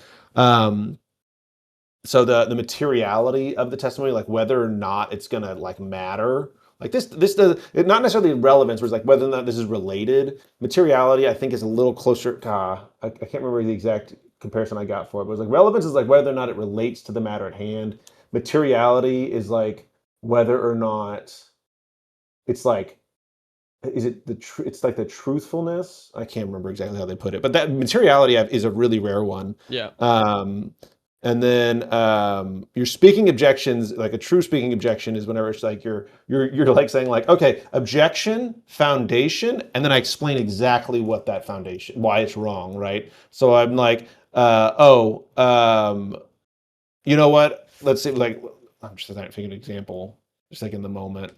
Okay, it's like, okay, objection. And this document doesn't actually say that. The document says this, and this. So please answer the question correctly. I think he does that at one point. He can't really say that second part. That's a speaking objection. All right. And you're kind of coaching the witness. You're kind of like you're giving your hand away to the witness enough so the witness can stop. Now, if you've got a good witness, whenever you object and you say the reason why you're objecting, that witness should listen to you and then know to pull back. So right? Steve's If a I'm bad objecting, witness. Yeah. Well, no. I mean, I think that Steve, like, one, it's a long deposition. It's totally normal for them to kind of not quite keep up. But I don't think that he had any super big gaffes in there. If I was Steven, I would have been a little more withholding. But I think that's true. Like, that's how all lawyers are. Like, whenever lawyers look at a deposition, like, if you depose a lawyer, they're incredibly tight-lipped compared to an average witness, in my experience.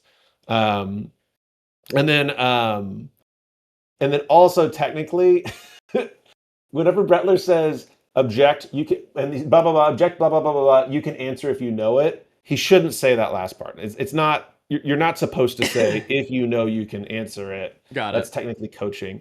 So all this is like Poindexter nerd shit of like, this is how you're supposed to object and not object, blah blah blah.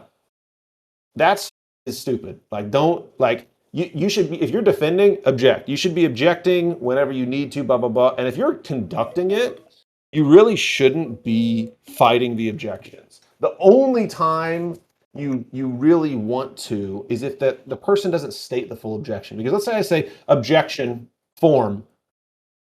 Okay, well that's not a true objection, right? That could be any of those 6 forms that I mentioned to you before. And remember this, the objections don't get resolved until pretrial. So let's say we get to the pretrial, okay?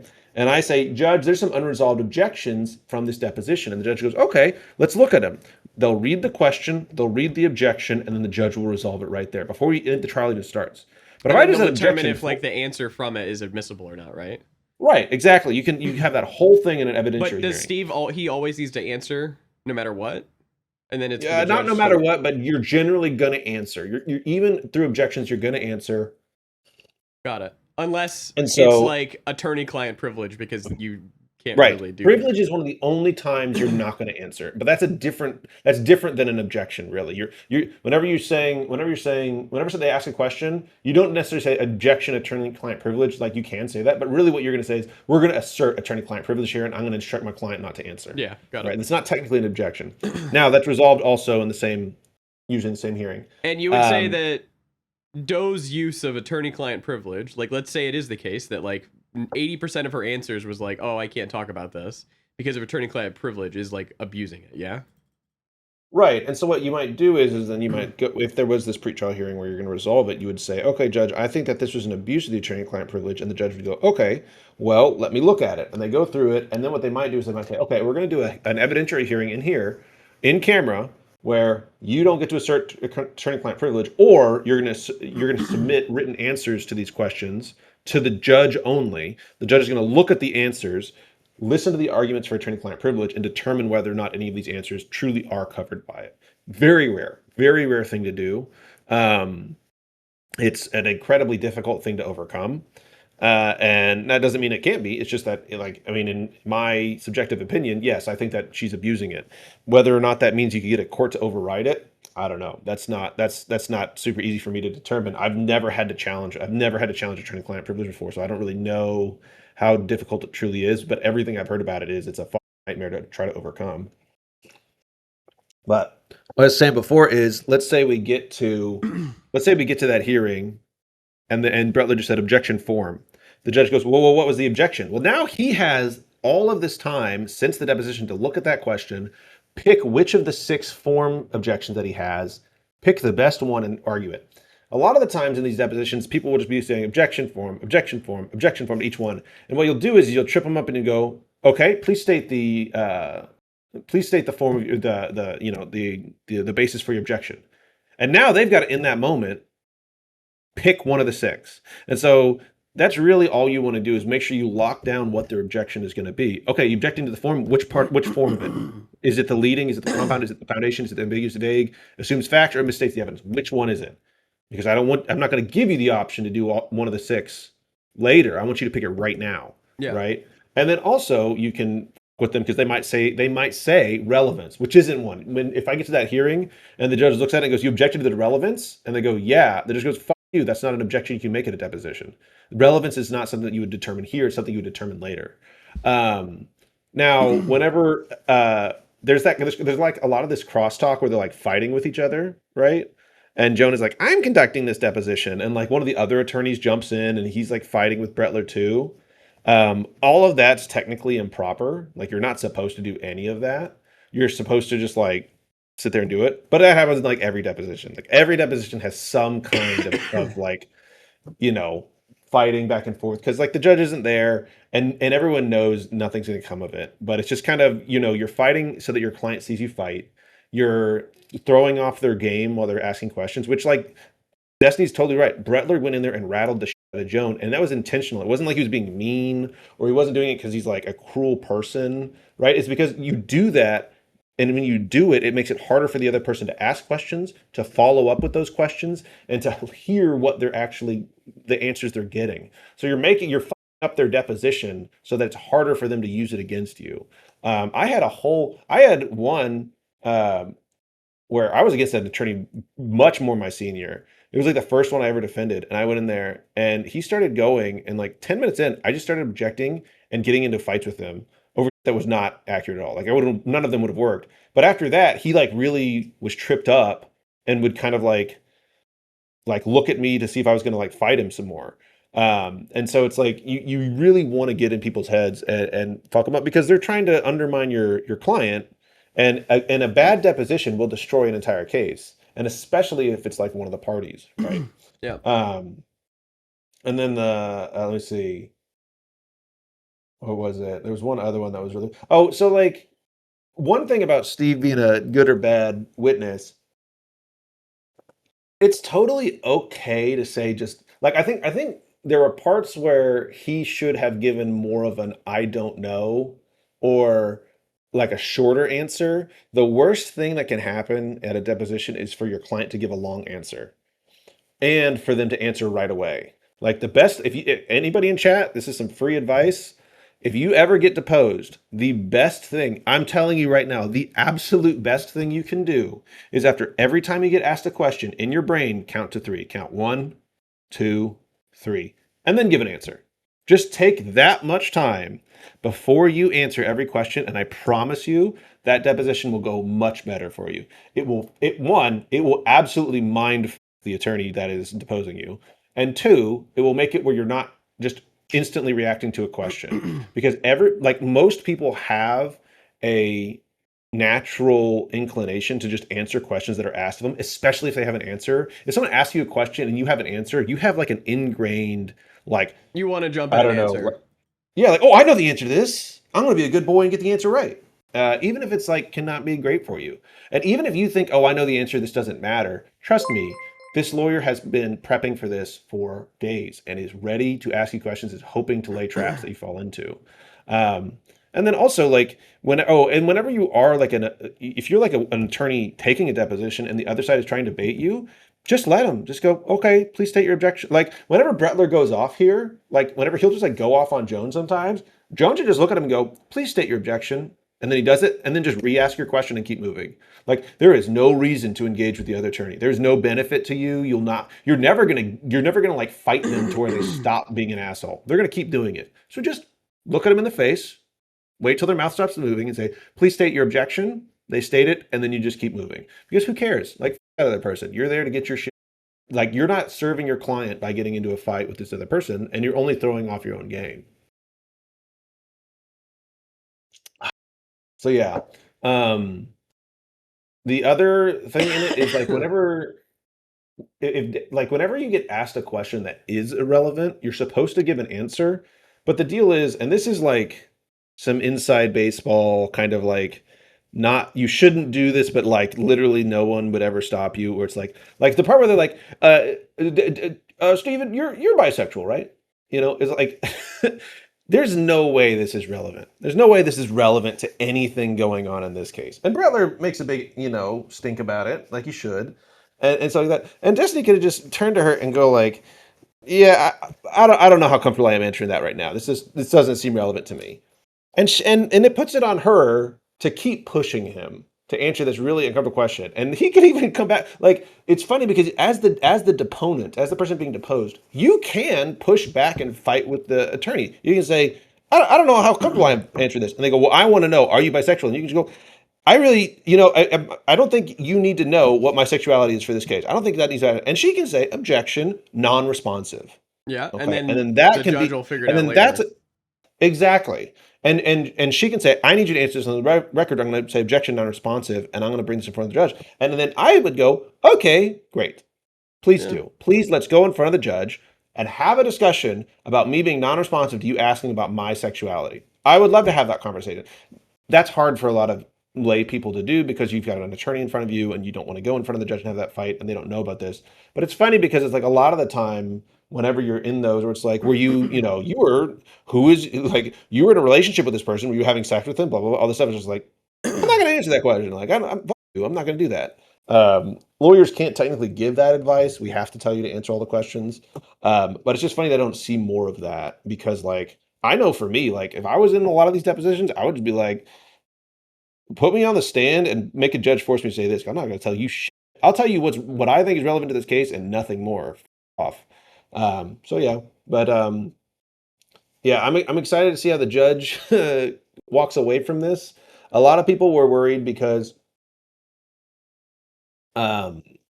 Brettler does all these improper objections and gets into all these fights and like is quote unquote combative and unprofessional, and they're like, I'm worried that that would make the judge not like Brettler or think that Brettler like needs to be sanctioned or something like that. And it's like, not really. I don't know what I like. I think Brettler's maybe a little more aggressive than most lawyers that I've been against. That being said, whenever you're a lawyer against someone like Joan, it brings this out of you. I'm in one case where I'm against a person that is almost as bad as Joan. Um, and I'm working with another attorney who's handling most of it. And the attorney that's handling the majority of the work, he's like a golden retriever. He's like one of the nicest guys I know. Mm-hmm. And anytime we deal with this other lawyer, loses. He like goes off on this guy. I will like look in and see like paragraphs that he's writing in this email that of just going after this guy, and they just delete it all and write the professional one. And like he just is He hates the like, and so motherfucker. it's like, yeah, whenever you're against a bad opposing counsel, and I don't mean like someone who's like good at fighting against you, like someone who is incompetent and is not obeying the rules and is doing like chicken shit, stuff like this, it drives you up the fucking wall. And so like I think a judge looking at this would go, okay, Brettler, yeah, you're kind of out of line here, but also I totally get it.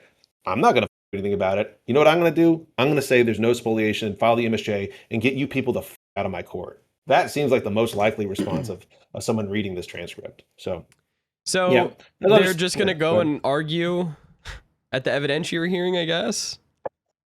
I don't even know. I don't know what arguments can be made. I don't I don't know either. what is. Yeah, like I think they're going to show up and the judge is going to go, "What the fuck is this?" And they're going to go, "Well, we think this shows spoliation because there is." Let me see. Let me I pull it feel up. like Not this should be to- grounds for what's the word? Unironically, the spoliation argument that they're doing should be grounds for sanctions because they have nothing. I mean, yeah. I mean, like it's yeah. There's no. I don't think there's like at the very least, Destiny and them should get their fees, in my opinion. But like, yeah, this is like on top of that, there's like this on top of so many other things they've done. I think there's a whole lot of um evidence Games here being for played. sanctional behavior. Yeah. Okay. So like, here's the deal, though. If you go through, I did this a while ago. They talk about him deleting something.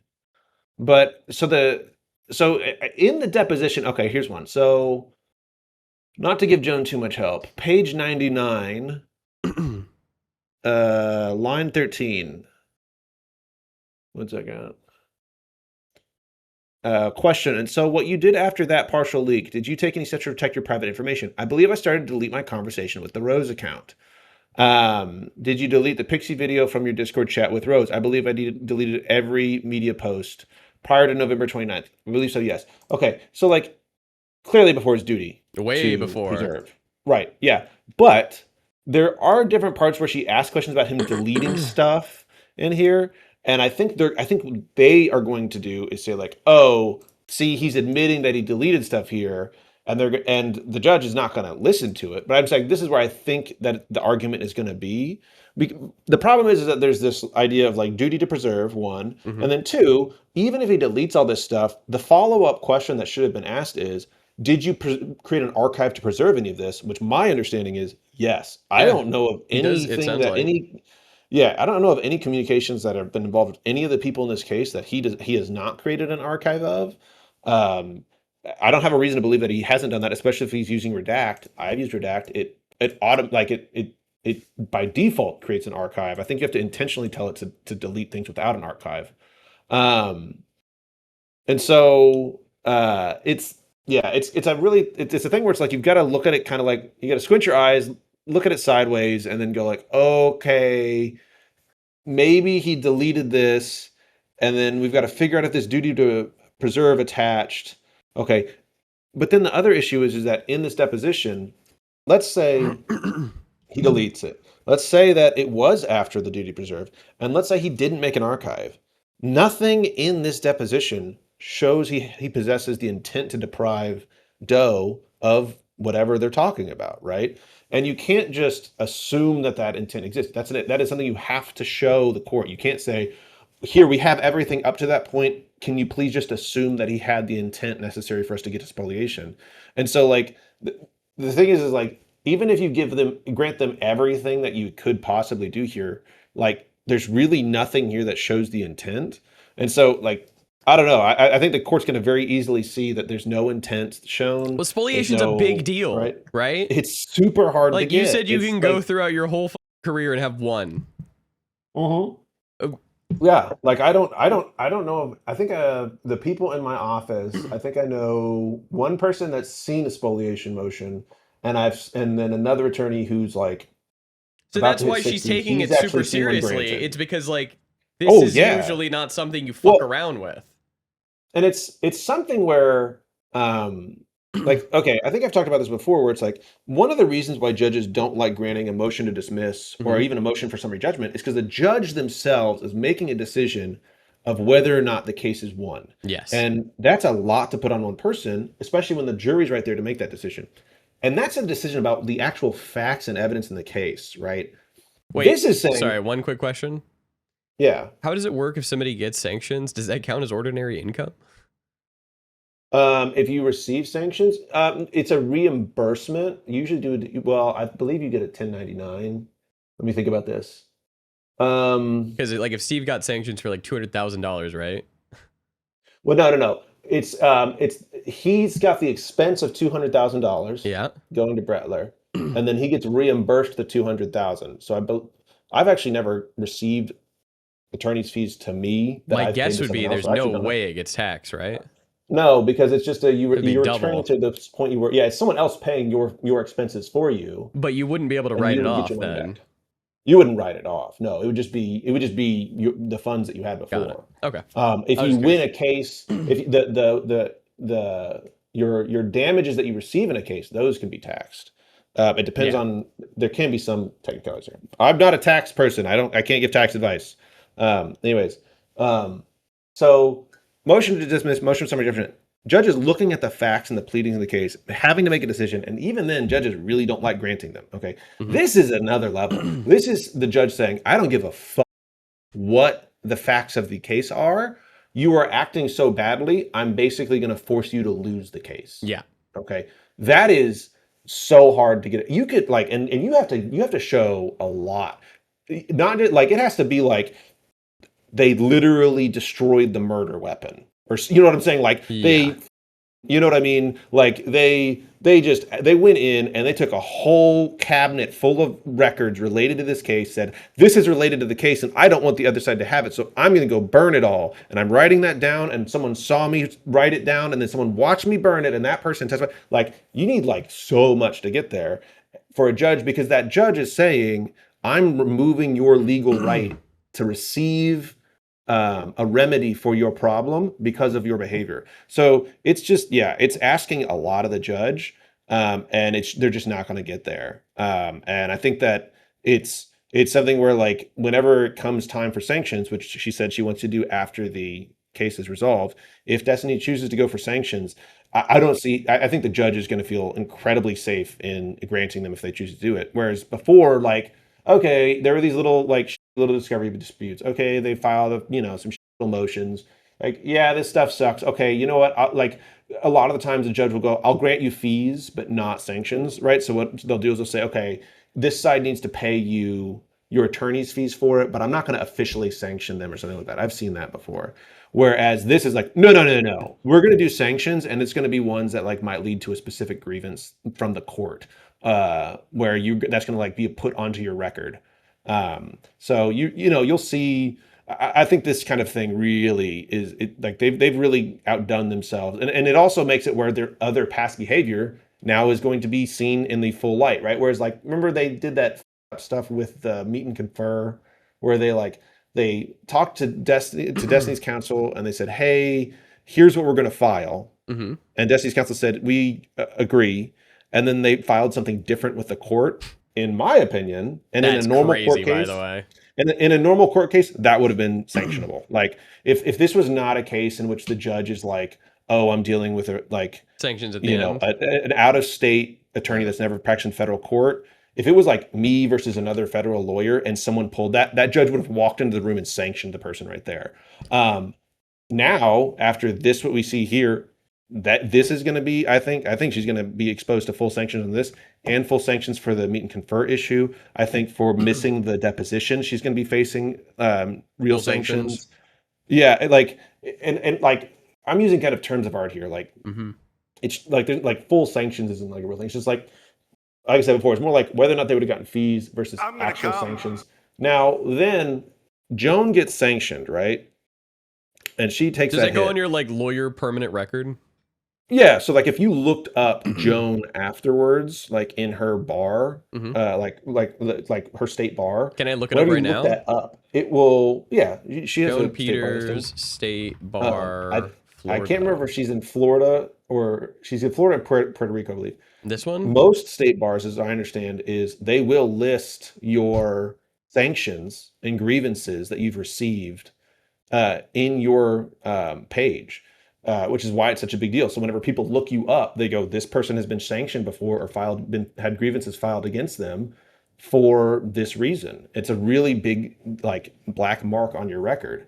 Um, but on, even more dangerously, in a normal case, when you get sanctioned, you basically you should expect to get a grievance filed against you by your client and potentially a malpractice lawsuit.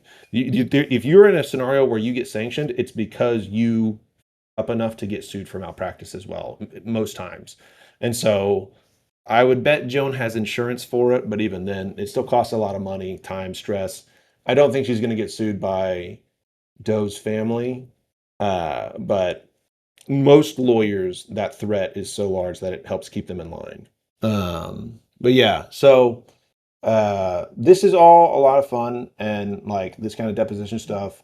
And I know Destiny's laughed about it, and I've laughed about it with him, stuff like that. But just know, guys, like these depositions are not fun to do as an opponent. They're not like as cathartic as it might have been to go up against Joan and see her do this. Like there's also a bunch of other depositions that happened in this that we saw that there were witnesses that like it was just very stupid and painful. It's very expensive to do these and time consuming for everybody. So like Joan and them wasting everybody's time with this by making these depositions not going to work. Because like in a good world, I was talking to my boss about this the other day, where it's like really you shouldn't ever try to hide information in a lawsuit as much as like you should to help your client.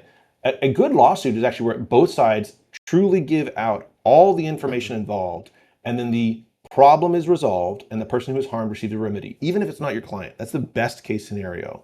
And you know what? Yeah, lawyers are going to do some things to protect their client to minimize that harm. And okay, that's going to happen. But what we're seeing here is truly to some of the extremes of the bad faith. So like, here Joan doing a bad deposition is haha funny. But like, if we ever get to see Doe's deposition and all of her saying like, I'm not going to speak on this shit, is, is that sanctionable? It's pretty disgusting.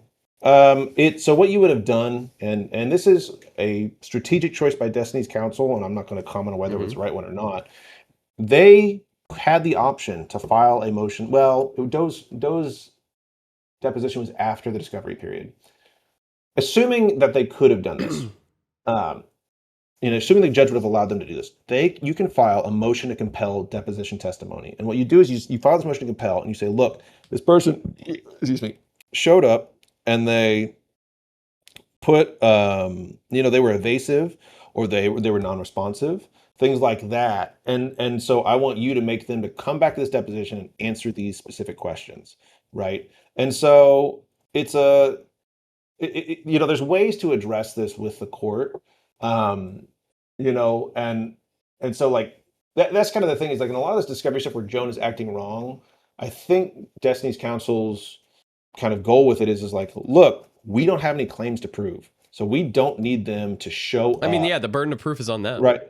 Right. So like, why are we going to spend time, money, and energy forcing them to give us information? Because if they're not going to give us that information, they don't get to use it against us. Yeah. I mean, if he had a countersuit, maybe, but he doesn't. So right. And that's the deal. If he has, and especially if he has a countersuit where he can get attorney's fees, at that point, it's like, oh, buddy, yeah, guess what? We're going to fight like crazy in discovery.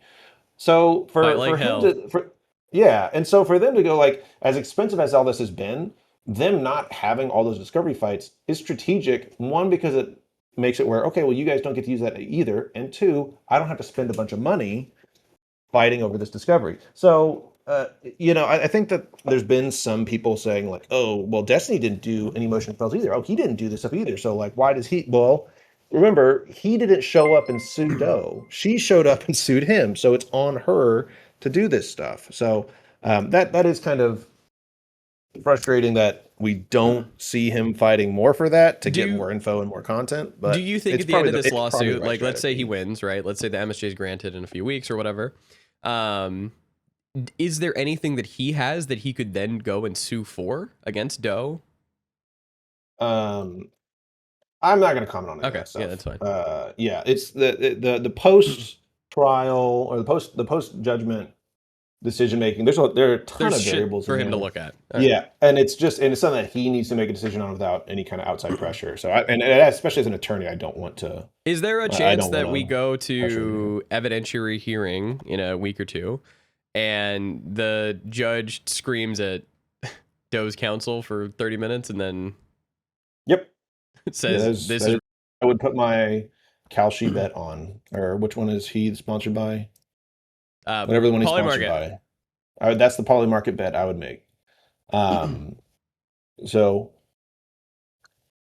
I mean, It was crazy how that I've seen nothing started, that by the changes way. She literally was Yeah. like, we're here for an evidentiary hearing. I sure hope that you have like witnesses and stuff to go through because spoliation is serious stuff. Something to that effect. Oh, and that's something that's always really surprising to new lawyers and to people that have never been in court before is how human judges are, because you just don't really think of them that way.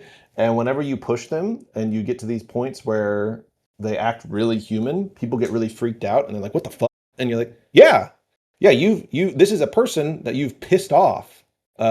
So they're going to show up pissed off." And these people, remember, these judges.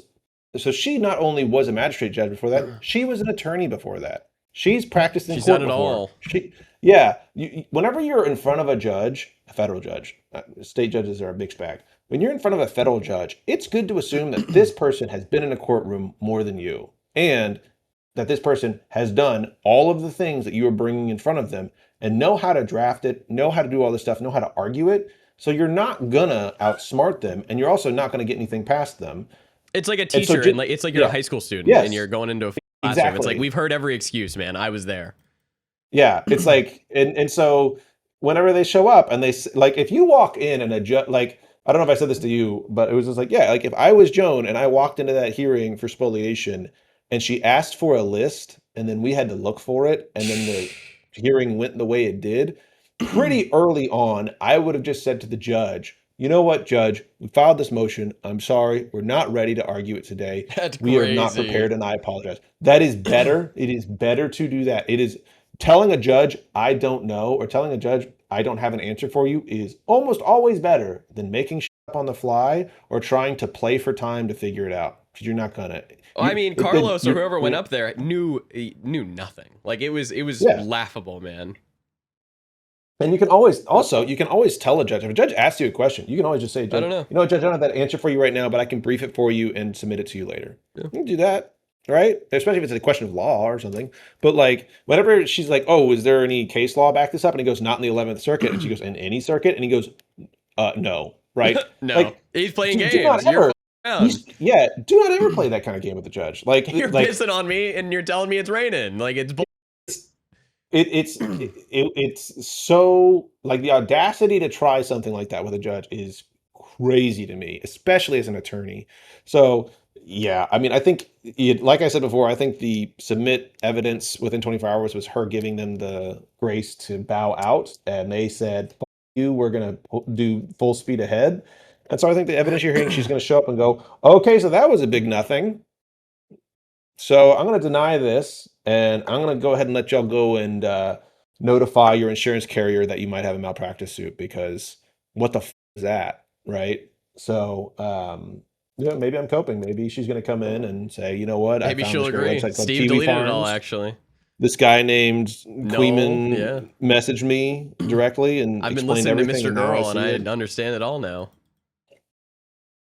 I also was in love with Lauren, and she loves you, and she broke up with you because of stuff or whatever, just all that.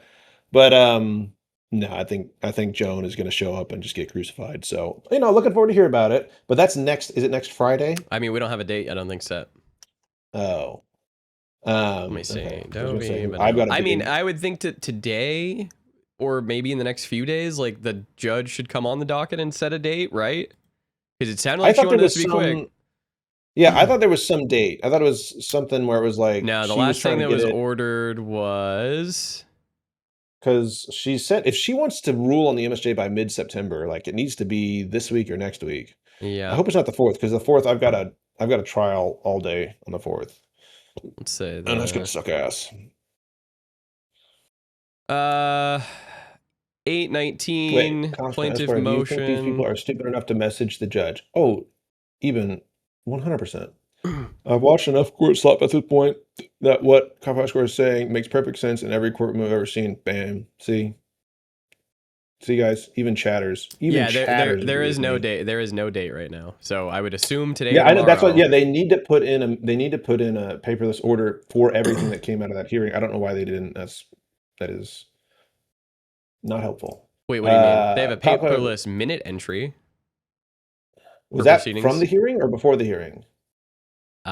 This should be from the hearing, I believe. Yeah. Oh, I'm sorry, I didn't. But no one's bought it on Pacer. Well, it's paperless, so there's nothing to buy. Oh, well, there you go. Yeah, no, this should be a paperless minute entry for proceedings held before Judge Jacqueline Becerra. Motion hearing held on 8/19. Order to follow. So yeah, there needs to be like third line order. That should already be out. That's something that a lot of people get really annoyed with judges is that they don't put their orders out fast enough, and it's like. I mean, she's busy. She's a busy lady. Yeah, she's been. I don't know if you saw, but she's been like fighting, really hard to protect First Amendment rights against ICE people and stuff. Come on, man. Pretty crazy. Why the hell is she doing that? Yeah, it's funny because literally the day so the hearing happened on a Friday, right? Mm-hmm. And then the next Monday, the Sunday after that, she issued an order that blocked a bunch of free speech violations against ICE protesters and stuff like that. And it's like, can you imagine walking out of this hearing of bullshit and then let me get to the real shit? Yeah, just in the room, in the back of your head, I'm here fighting with this idiot about. And it's federal court. These are real judges, man. Yeah, and it's I need to be out there protecting people's real rights, and I'm wasting my time here with this bullshit. It was like a 3-hour waste of time, and however long it takes her to prepare for the hearing, which I'm sure that's not easy, especially with the docket that's nearly 300 documents long now. Oh yeah, no, it's stupid, and they're gonna, I think whatever the next hearing is, you know what, I'm big numbers. I'm like 90% that this is gonna be super bad for Joan. Oh man, I gotta go then. Yeah, if there's gonna be another hearing, I recommend if you guys can make it go. I'm not gonna be out there for that, but I look forward to hearing about it. I'll go. I'll talk to Steve. We got to figure out the midterm stream. Hopefully that happens. It'll depend if he's in a good mood or whatever. I don't know where we'd hold it. Maybe Dan's Cuck Shed, or maybe we just rent a place to go put it all out. Yeah, that sounds good. Yeah, that'd be nice. Yeah. Well, if you do, I will look at, you know what? I was going to get an Airbnb and go out there for it if we do one. And if I'm invited, we could just do a big Airbnb house out there and just do it in that. I don't usually do Airbnbs because I hate all of the, you need to clean and I need all of the keys or whatever. And you have to put the key here. That's fair. Oh, that shit. Yeah. I mean, if there's a Hilton close enough, we got some hotels. I might just do that. We got some hotels. I got a free Hilton night that I got to use up anyways. Ooh. So yeah, that's right. I have a Hilton credit card that I don't use anymore, and I need to close, and I keep forgetting to, but I get a free night every year, so I'm not gonna just let that go. Ooh, one free night. That's not bad. I know. Yeah. All right, so I'm gonna get to it. Well, everybody enjoy your deposition transcript. Love you guys. Thanks for coming, Joe. I'm just kidding. Okay. Don't feed ChatGPT child porn. I have Wait, what the hell's going on here? Do that. I think you should probably have some professional do that. That sounds like a safety risk. A cybersecurity risk. Well, I can't hand it over to anyone else because it's child. I'm just kidding. Okay. Don't feed ChatGPT child porn. I have like a CSV with like 30,000 lines. And then I have like a sister like JSON file. But the problem is that it doesn't actually, like, I can't copy paste this into a spreadsheet because all of the data. Dude, Brettler, when he heard C was talking about this random shit on stream, he was like, rows are just separated by commas. But I imagine if I upload the file into ChatGPT and say, hey, can you create a neat Excel sheet where you treat the commas as like a new cell, that it could just give me a finished file of something. 100%. Someone can quickly program a Python script for you that can do that on your own local environment. Oh my god. Just run a Python script. Like it's a simple CSV processing Python script that someone can just run and then process it all, like really quickly. Right. Like you don't need to risk like public exposure. It's a safety risk. Like dude, just ask the EGG server CS programmer. Actually, they don't even care about coding anymore. Just like, I don't know, just ask someone it probably already exists. It already exists on the internet. Learn to code. Audio recording ends. Learn to code. Do you recognize your voice, Mr. Bunnell? Yes. Okay. That audio file was submitted to the court in support of plaintiff's opposition to the motion to dismiss. And you said that on Food Shops' live stream? Yes. Is there anything in that recording that does not reflect what you actually said? Objection. Vague and ambiguous. I don't even know what you mean by that. What do you mean by reflect? I didn't actually submit. Does it seem like what you said? I spoke the words on that. Some of that was clearly a joke. I did not send child ChatGPT, just to be clear. I just wanted you to authenticate that that was your voice and what you said. Yes. On the Food Shops live stream. Okay. Now, which Excel spreadsheet were you referring to in that discussion on Food Shops' live stream? Objection to the extent it's a hypothetical, but you can answer if you know. I don't remember which one exactly, or if it was one I even ended up submitting. But it was specifically about an Excel spreadsheet, right? It was about creating a hypothetical Excel spreadsheet, but I don't know if I ended up using that or even submitting that as part of discovery, or if coding. I used it. That's There were cringe. several methods I used to export data. So what method did you use to create the Excel spreadsheet that we looked at earlier today? ECF 132-6. Where is J. Dr. On page Fernanda? 2? Yes. Is that the Excel spreadsheet? Yes. It looks to me like I have sorted all the sent messages to Abby MC's Discord account, and then I deleted every message that didn't contain a media file, and then I put into a spreadsheet the timestamps for which I sent any media files to the Abby MC Discord account. And did you use an AI tool to help you do that? Probably not for this. I don't think I needed to, no. So what Excel spreadsheet do you think you were referring to in that Food Shops live stream? Fuck vibe coding. Objection. Calls for a hypothetical. It was a long time ago. I don't even remember exactly if I was even successful in that. The audio was just me trying to merge my side of a conversation and another conversation, but both of them had different timestamps, so to make it line up.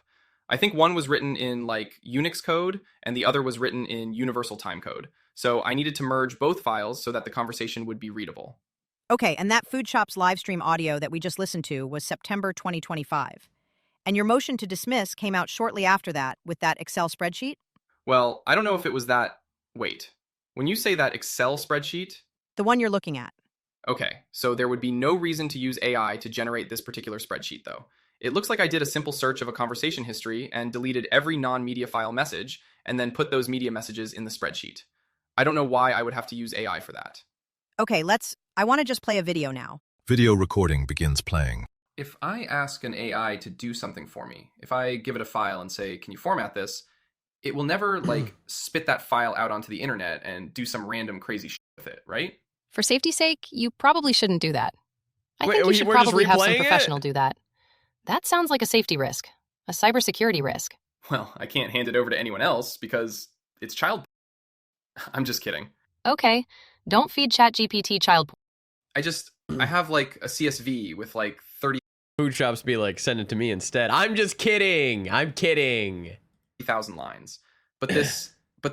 And then I have like a sister JSON file. I'm kidding. But the problem is that it doesn't actually, like, I can't copy paste this into a spreadsheet because all of the data rows are just separated by commas. But I imagine if I upload the file into ChatGPT and say, hey, can you create a neat Excel sheet where you treat the commas as like a new cell? That it could She's just give actually me a going to finished snark you file. for that. Why would she snark me when I say immediately I'm kidding? I'm being cheeky. Something. 100%. Someone can quickly program a Python script for you on your Fuck own local radio. environment. Oh my god. Just run a Python script. Like it's a simple CSV processing Python script that someone can just run and then process it all like really quickly, right? Like, you don't need to risk like public exposure. It's a safety risk. Like dude, just ask the EGG server CS programmer. Actually, they don't care about coding anymore. Just like, I don't know, just ask someone it probably already exists. It already exists on the internet. Learn to code. Video recording ends. So, Why okay, didn't so J. that Dr. was Banana you do it? talking on that video, correct? Yes. And is it the same voice that you just identified in the audio file that we played? Yes. From what you saw on that video, do you believe anything was altered, edited, or modified from what you said? Objection. Calls for speculation. I mean, I have no reason to believe it was altered or edited in any way. Okay, we're going to submit the audio file and the video to you. And so the audio file will be one exhibit that we just saw, and then the video will be the next exhibit. Plaintiff's exhibit number 18 was marked for identification. Scheduled Plaintiff's tweet. exhibit number 19 was marked for identification. And then you appeared on Food Shop's live stream the following day, I September love 9, Food Shops. 2025. And this is an audio of what we submitted to the court of what you said in that stream. We're going to play it now. Audio recording begins playing. Challenged Kamala Harris, but she's... Are you okay? Jesus Christ, what is going on? No, I'm not okay. I'm gonna come. Why? I'm not okay. It's not working. I don't know why. What is not working? Jesus Christ. I don't know. Dude. Overlapping speakers. These files I'm trying to combine into a singular file. Overlapping speakers. CSV, you can... No. Overlapping speakers. I don't know how it's getting the time for any of it, though. I don't know with respect to what. Because it should all just do it in Unix timecode, but it does not. Sometimes it does it with respect to when you export. Sometimes it does it with respect to when the program exported it. Okay, why didn't he just send them all of the files and tell them to figure out the formatting and call them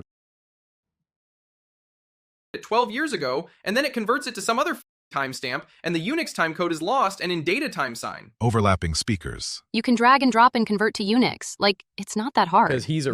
You don't understand. You don't understand. No, that's not true. You don't understand. Information is lost. Information is lost. I can tell. Okay. Overlapping speakers. You have the original files. You can just, like, recombine it. Like, it's not that hard. There is no original file. I'm trying to reconstruct the file. I'm artificially creating a file by reconstructing a log of stuff.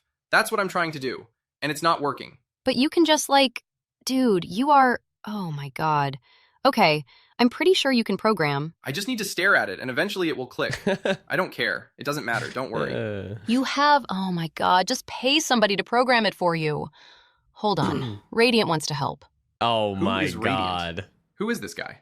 Listen, dude, it's not that hard. Just give someone $20 to do it. Oh, my God.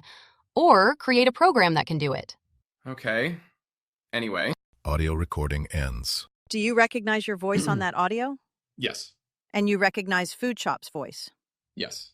And you said what was played on that audio on Guys, if someone donates, I will put the sound on stream. Any donators? Food Shop's live stream, correct? Yes. Okay. At one point you said information was lost.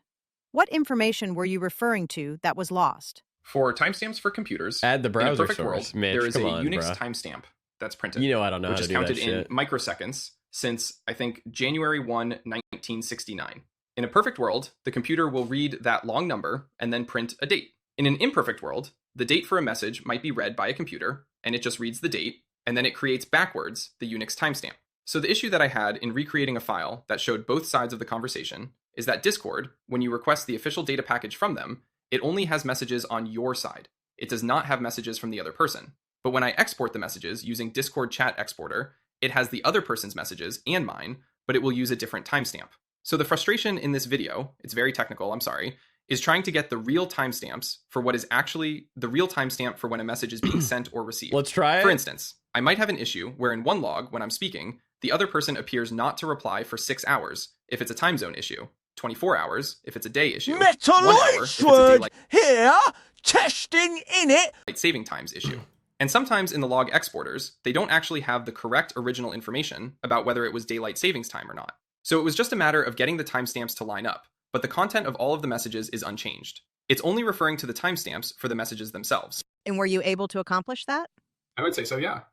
And then you also said there is no original file. What file would you have been referring to? None. There is no original file. Several times, plaintiff and you have referred to the concept of an original Discord log or an original Discord file, but there is no original file. It's not a meaningful term. Why not? Can you explain that? In a very, very, very technical sense, the original file would be whatever Discord has on their servers that encode for messages that are then displayed using some front-end algorithm to decode stuff and show it to the user. But that file is never accessible to the user.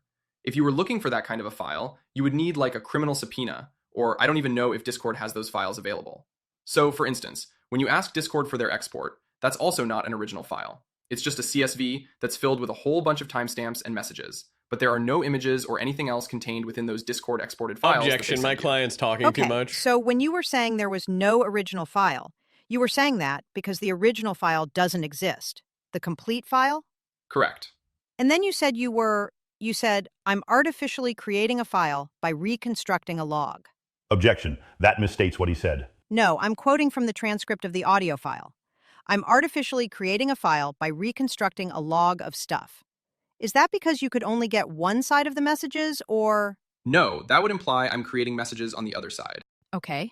The artificial file I'm creating is I have an export from either Discord or Redact, and then I have a Discord log exporter that is giving me the other messages. And it's just a matter of combining both of these so that they are readable to a user. Otherwise, if I were to produce, for instance, the file that Discord gives you, $5, it would just be a Steven. huge spreadsheet of a ton of numbers and things that would be meaningless. Good business. You wouldn't be able to read them as a human.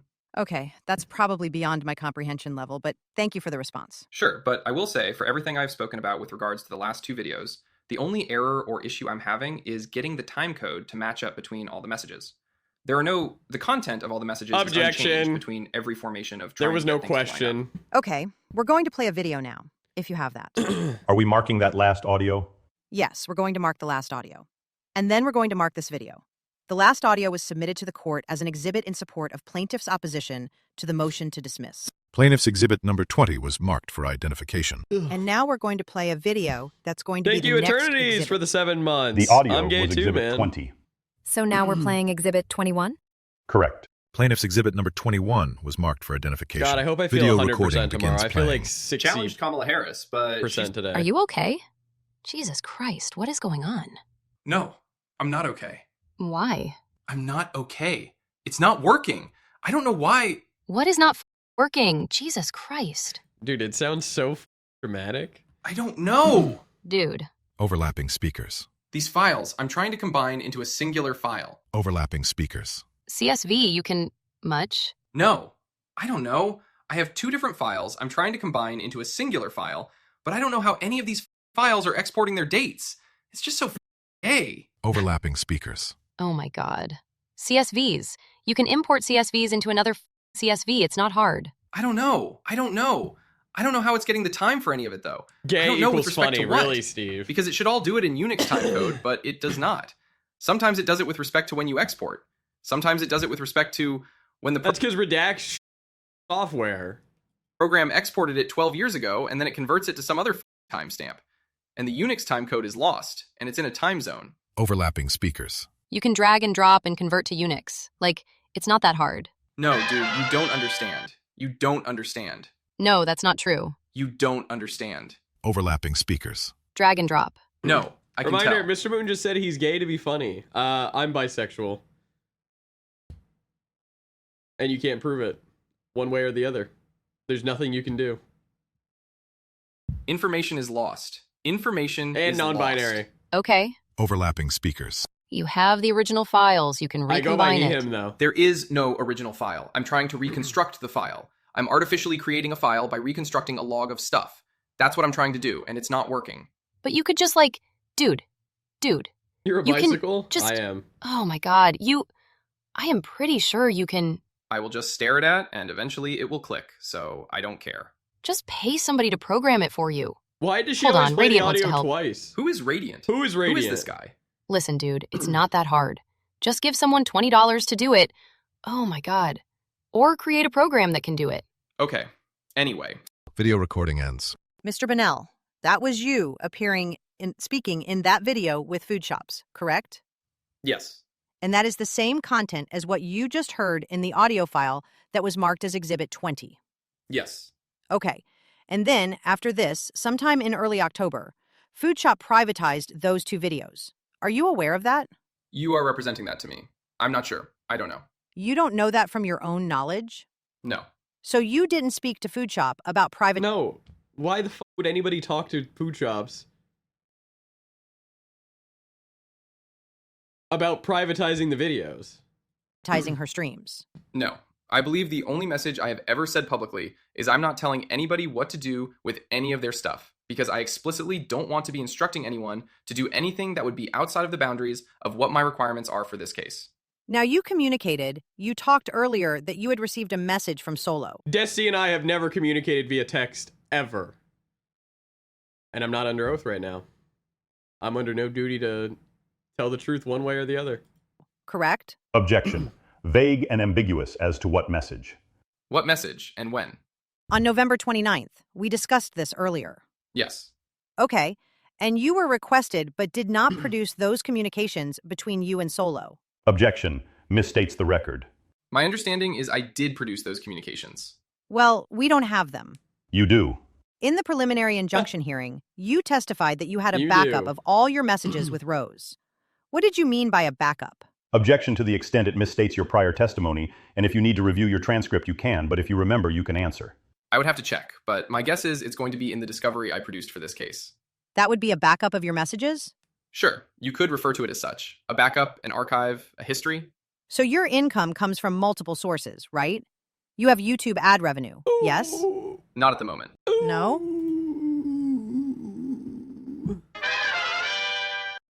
Get snark. Why not? Because my channel is not monetized on YouTube right now. Why isn't it? YouTube never stated a reason, but I think it had to do with political speech after Charlie Kirk's assassination. So you were demonetized shortly after Charlie Kirk's assassination? Yes. And it still hasn't been reinstated? Not yet. But prior to that, you did have YouTube ad revenue, correct? Yes. And then you have Kick subscriptions? Yes. And a Kick contract? No. No Kick contract? No. Did you have one? At one point. And what happened to that? I think it expired. And What do you want? It was Someone not said, renewed. Dan, good to see you. You look like shit. You know what? I think I look fine. I think I look really good for 66 years old, honestly. Find me another 66-year-old man that looks this good. Go ahead. Did you know Charles Xavier made Magneto relive the Holocaust? Yeah, I did. That's pretty fucked up, right? Well, I mean, you want to play big boy games? You're going to win big boy prizes. What do you want me to say? Get fucked, man. Back to the Holocaust you go. I think they stopped renewing. It was crazy. You also receive revenue from Super Chats, right? No, no longer, because that was part of YouTube. That is part of where you get demonetized, is the Super Chats? From YouTube, yes. What about sponsorships, merchandise? Prior to the lawsuit, sponsorships, yes. After, no. Merchandise, yes. And you receive subscription revenue from your Destiny.gg subscribers? Yes. Is there any other source of income that I haven't mentioned? Not that I can think of, no. What was your total income from all those sources combined in 2025, just an approximate? Ooh. I would have to consult. What? I'm about to learn some Destiny. Why is he answering? Let me get some of that inside ball. Do you have a ballpark? More than 1 million? Less than 10 million? That's a pretty big range. How about, was it more than 5 million, do you think? I can't specify. You don't know. How about in 2024, was it approximately the same? I wouldn't know. I'm not sure. So you don't know if your income was less in 2025 than it was in 2024? I imagine it was less due to the... Bruh, can I have one humble $1 million, man? I'm not asking for anything crazy, dude. Demonetization on YouTube. Now, Just you've been one streaming humble about this case million. pretty regularly now for more than a year, right? It depends on how you define regularly. How would you define it? Not... It's not up for me to define, you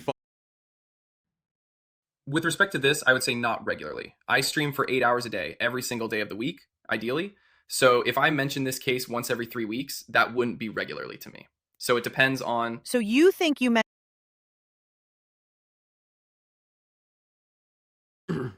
mention this case once every 3 weeks? I'm sure... Hold on, what did he... I think he just committed perjury. A year, Yeah, so he right? streams every day, It depends on how you define regularly. 8 hours. How would you define it? Not...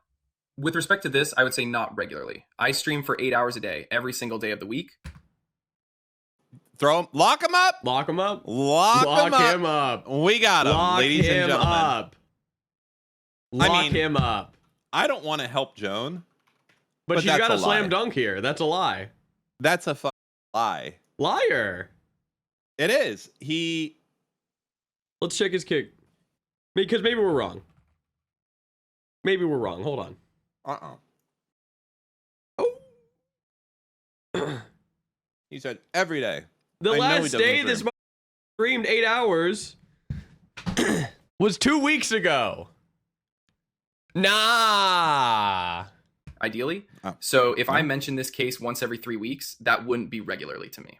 So it depends on... So you think you mention this case once every 3 weeks? I'm sure when there are lots of motions coming, I probably cover more. When there is not as much activity happening, I probably cover less. So you can probably follow the docket and see pretty closely how much I cover. And when you stream about this case, does your viewership go up? Objection. Vague and ambiguous. If you know, you can answer. It's hard to say. Probably not. Hard to say. But at the preliminary injunction hearing, you did tell the court that you monetized this lawsuit through your streaming, correct? Objection. Misstates his prior testimony. If you understand, you can answer. That's a very vague statement. Technically, anything I talk about on stream is monetized, so I don't know if it's a very meaningful statement. And you also testified at the hearing that you lost more than you gained from streaming about this case. Oh, for fucking sure. Not even close, man. As a result of this case. Do you recall that? Yes. Okay, and you testified that your revenue dropped $50,000 to $60,000 over 2 to 3 months? That sounds right. You hate to hear it. Doesn't that bring a tear to your eye, Dan? He needs to settle down and stop DPD women. No. There's a reality check for that. You blame the victim here? I do. I'm a victim blamer. That's disgusting. Yeah. He got his porn leaked by a catfish, and you're blaming him. Stop sexting with people online. Problem solved. Boom. Stop having 600 fucking girlfriends. Boom. You know? You're just jealous that you don't have 600 girlfriends like him. I ain't. Listen. I got 99 problems, but a bitch ain't one. I call balls and strikes. Shrimplaz. Thank you, Destiny's Catboy. Fact check for the subs. Yes. And you said you lost tens of thousands of subscribers? Yes. So what percentage of your revenue dropped $50,000 to $60,000 over 2 to 3 months? What percentage of that would have been of your overall income? I have an external money management team, and then I have my business with a CFO. It's good business. In terms of trying to estimate a percentage year-to-year change in revenue, I would have to have my tax documents in front of me to give you any kind of approximate answer there. And your subscriber and your revenue decline that you testified about when did that begin? That probably would have been right after the lawsuit. Well, right after the Substack was posted. But I would clarify, revenue loss is not revenue decline. You can lose revenue while still gaining more revenue. You just could have lost out on a potential larger gain. Okay. Did you start losing revenue and see a decline after November 29, 2024? I believe so. I believe we submitted that evidence of that as part of the discovery. So, for instance, there was at least one sponsor, Ground News, that I believe I think it was a $20,000 deal over 3 months that dropped me as a result of the litigation. The litigation? That's or the big leaks? money, Dan. That's It would have 2 been watches. The allegations. See Substack. So in plaintiff's request for production, we asked you to produce all documents supporting your claim of financial harm. And you submitted the email that you just referenced about the sponsorship from Ground News that would be paused by Ground News? Yes. Okay. And that email is dated January 22, 2025. So that was prior to the filing of this lawsuit, correct? It sounds like it, yes, but after the publishing of the Substack. And that's actually the same date that you made your public statement, isn't it? Which was after plaintiff Substack, yes. And the invoice that you presented for the 2 streaming productions totaled $7,050. Does that sound right? It sounds about right. So you didn't produce any other evidence other than what we just talked about, which was SB 001 and SB 002 to support your claim of financial harm. Is that right? Just to make it clear for the record, Mr. Bunnell doesn't have any claims. He is a defendant in this lawsuit that your client filed. So I'm not... Boom! Take that to the bank and smoke your pipe. Not sure what the basis is for your question, but if you understand it, you can answer. I think I submitted more as well with regards to potential lost YouTube revenue, but I don't have a claim at the moment relating to damages or anything like that. Good morning, The Dramatic Dream. That's our #1 YouTube fan. So I don't believe I have been updating the court or you guys with ongoing revenue harm or business loss. Oh my God. He was lying. He had a NordVPN sponsorship. You say that, but they're gonna. I heard assume you God did. killed those kids because they were using at NordVPN promo code Destiny to get around the Texas ban. Jesus Christ! He didn't disclose this? We are Good. reviewing this misuse of our trademark. Yeah. How'd the review go? How'd Did they the- do anything? How'd that review go? To be clear for the record, we did not receive any YouTube loss revenue in your production. Only those email about the sponsorships. He got ratioed by Nord? Nord probably bots all their shit. And when I referenced that it was a claim, I got I'm no referring idea, to the though. fact that you claimed to the court that you Moot, lost. you better the say claim. you got no Same idea with- there. All right. I got no idea. What, Nord? I'm just Hello? making a joke, Who? man. I got no clue. What, Objection. Nord? There is no question pending. Now, we talked earlier about the message you sent to plaintiff on November 29th, after she found out about the leaks, in which you said you were very, very sorry. And you also acknowledged the amount of pain that you caused her, right? This will be the next exhibit. Plaintiff's exhibit number 22 was marked for identification. Now you see that this is direct messages between you and your friend Straighteraid on November 29th, 2024. Yes. And so if you could just review it, and then if you look at the bottom of the first page of that exhibit, at 11:06 p.m., you say you're referring to the prior message about the video of plaintiff. Do you see that? Yes or no? Yes. So then go to the second page, and you state, regardless of it, meaning the video, right? Uh-huh. Being hot or not, though, it is super, ultra, horrendously what Pakai might go through now. Even if it never spread, The fuck it's is still such Pakai? an Oh, insanely Pixie. horrible, stupid thing. You wrote that to Straighteraid, right? Yes. And so you were acknowledging just how horrible this was for the plaintiff to be going through, correct? Objection. It misstates the document. I got a You can question answer for in you, your Dan. own Hold words on. what you meant by that. Can you clarify when you say this? The leak of the video. The video being posted publicly on Kiwi Farms, yes. And you understood by December, early December, that plaintiff was experiencing suicidal thoughts about the video being published, correct? Objection. Calls for speculation as to what the plaintiff may have been experiencing. I don't even remember. I saw what it is, conflicting Dan. statements on that. I'm not entirely Oh, sure. this one. I would have to see the messages you're referring to. It's going to be in the binder. The second Yes or no, Dan? Yes or no?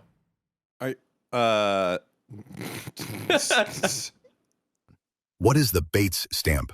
1448. Now, Mr. Bonnell, do you see 1488. the Did they just say that?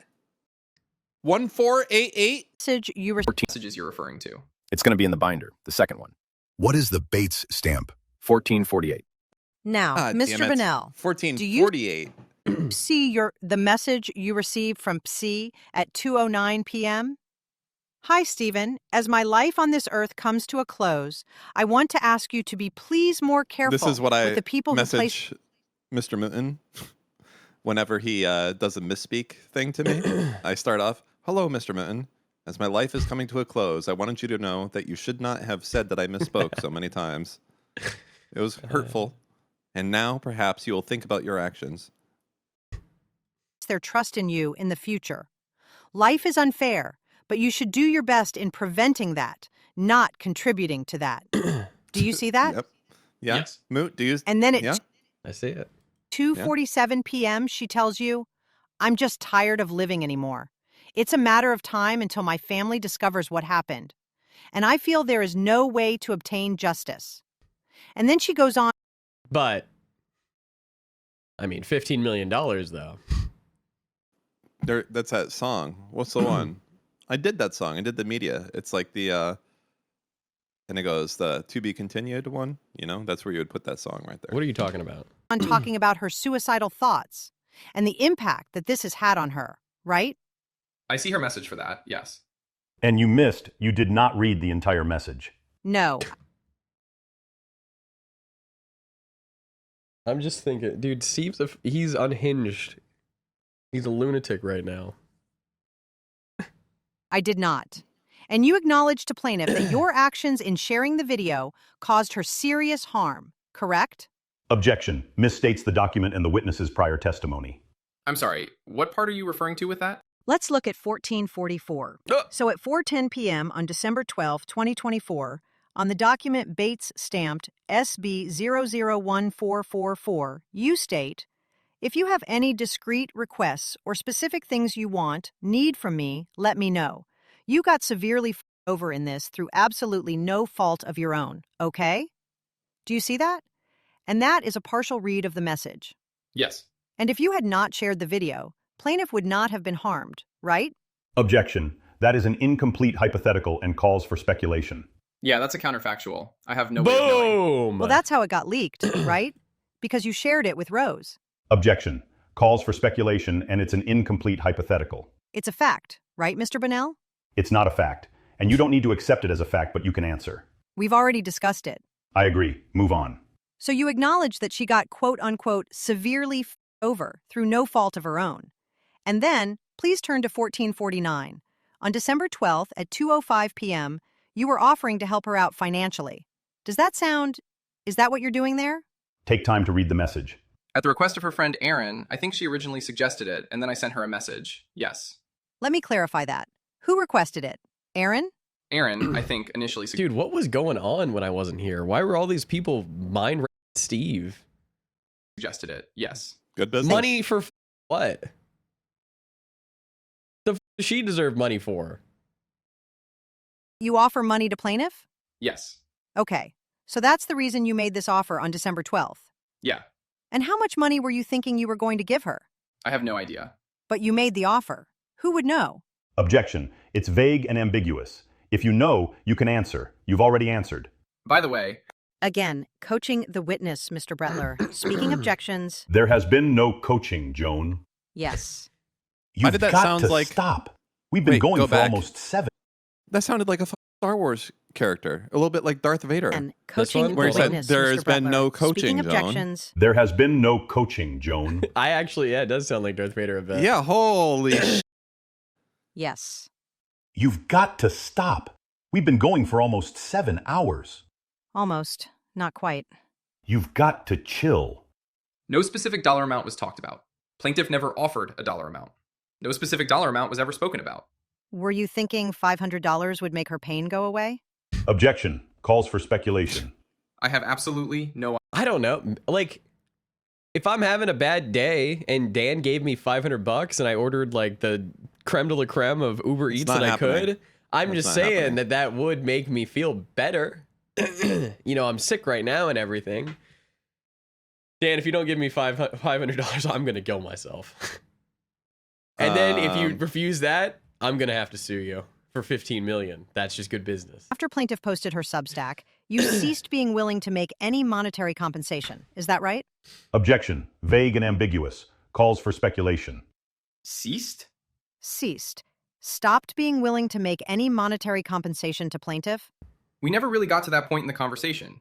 I think this conversation on December 12th, was the last time we communicated, and then she removed me, I believe, from Discord as a friend, and we didn't speak after that. No, you did not speak after that, but through counsel you spoke, right? In terms of trying to resolve this matter amicably without filing suit. Objection. Vague and ambiguous, but if you understand, you can answer. Just to be clear, is a $1 million demand letter considered amicably trying to resolve? 15. 15, 15? I think was the lawsuit, but the initial demand letter. I wasn't asking what plaintiff was asking. I'm asking you what you were offering at that point. There was no specific dollar amount that I discussed. And you've maintained ever since plaintiff served the demand letter on you that you wouldn't resolve this case unless she apologized to you. Is that right? For the Substack that she posted, correct. Based. Not apologized to me, but clarified a lot of the misleading or libelous statements in the Substack. Yes. Okay. You didn't say that you wanted her to apologize to you. I don't recall saying that. If I did, it was part of a longer statement, but that is meaningless without context. It was out of context. Trimple as. He knows. So after you disclosed the video without her consent, and it was published, and you acknowledged CIA Director John Ratcliffe traveled to Russia aboard a C-17 for meetings in Moscow today.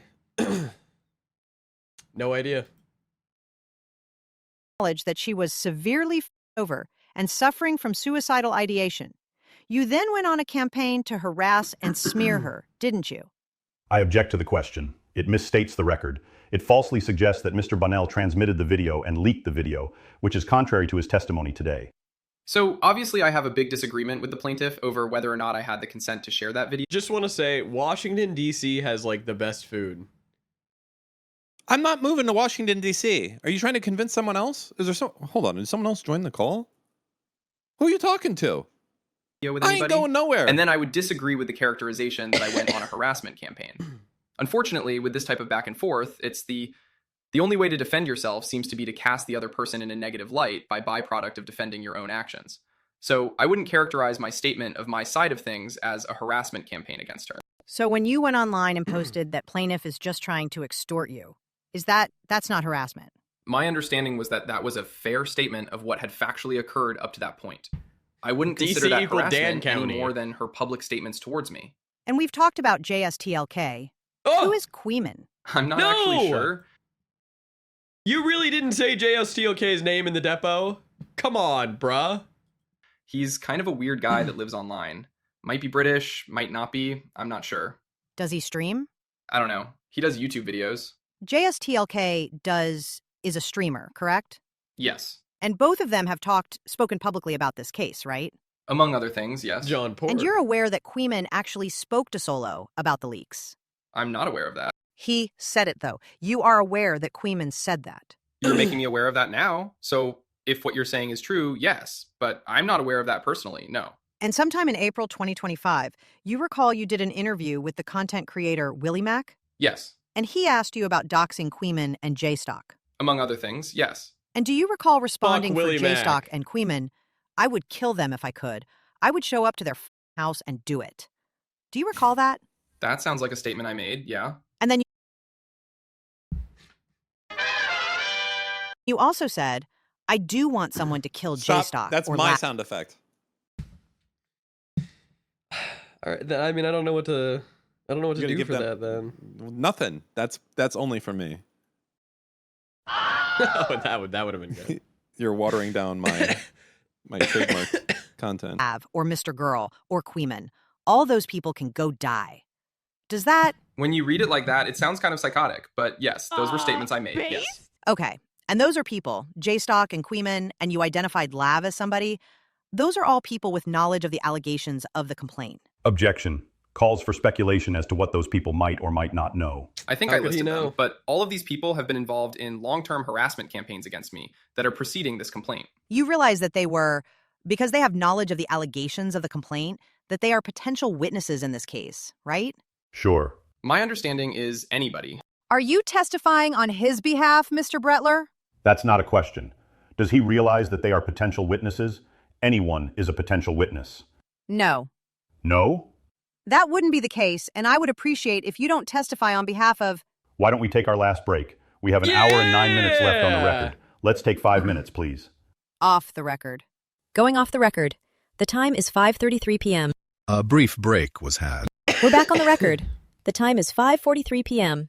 Mr. Bunnell, you're aware that there is a protective order in this case, protecting plaintiff's legal name, and also her legal identity, and also the identity of her family members? Are you aware of that? I know there are protective orders filed for this case. I would have to read the exact language to feel comfortable repeating them, but... Okay, well, I'm going to represent to you that the protective order, Docket 7, protects plaintiff's legal name. That's why she's proceeding under a pseudonym. You did mention her legal name, and there are other confidential things. But for the time being... I'll say it. Her legal name is... Really? I want this deposition to be marked confidential. Now, on October 29th, 2025, you posted on X a photo of plaintiff and her spouse, and you identified the spouse by her legal name, correct? I don't recall the exact post. I'm going to mark this as the next exhibit. Plaintiff's exhibit number 23 was marked for identification.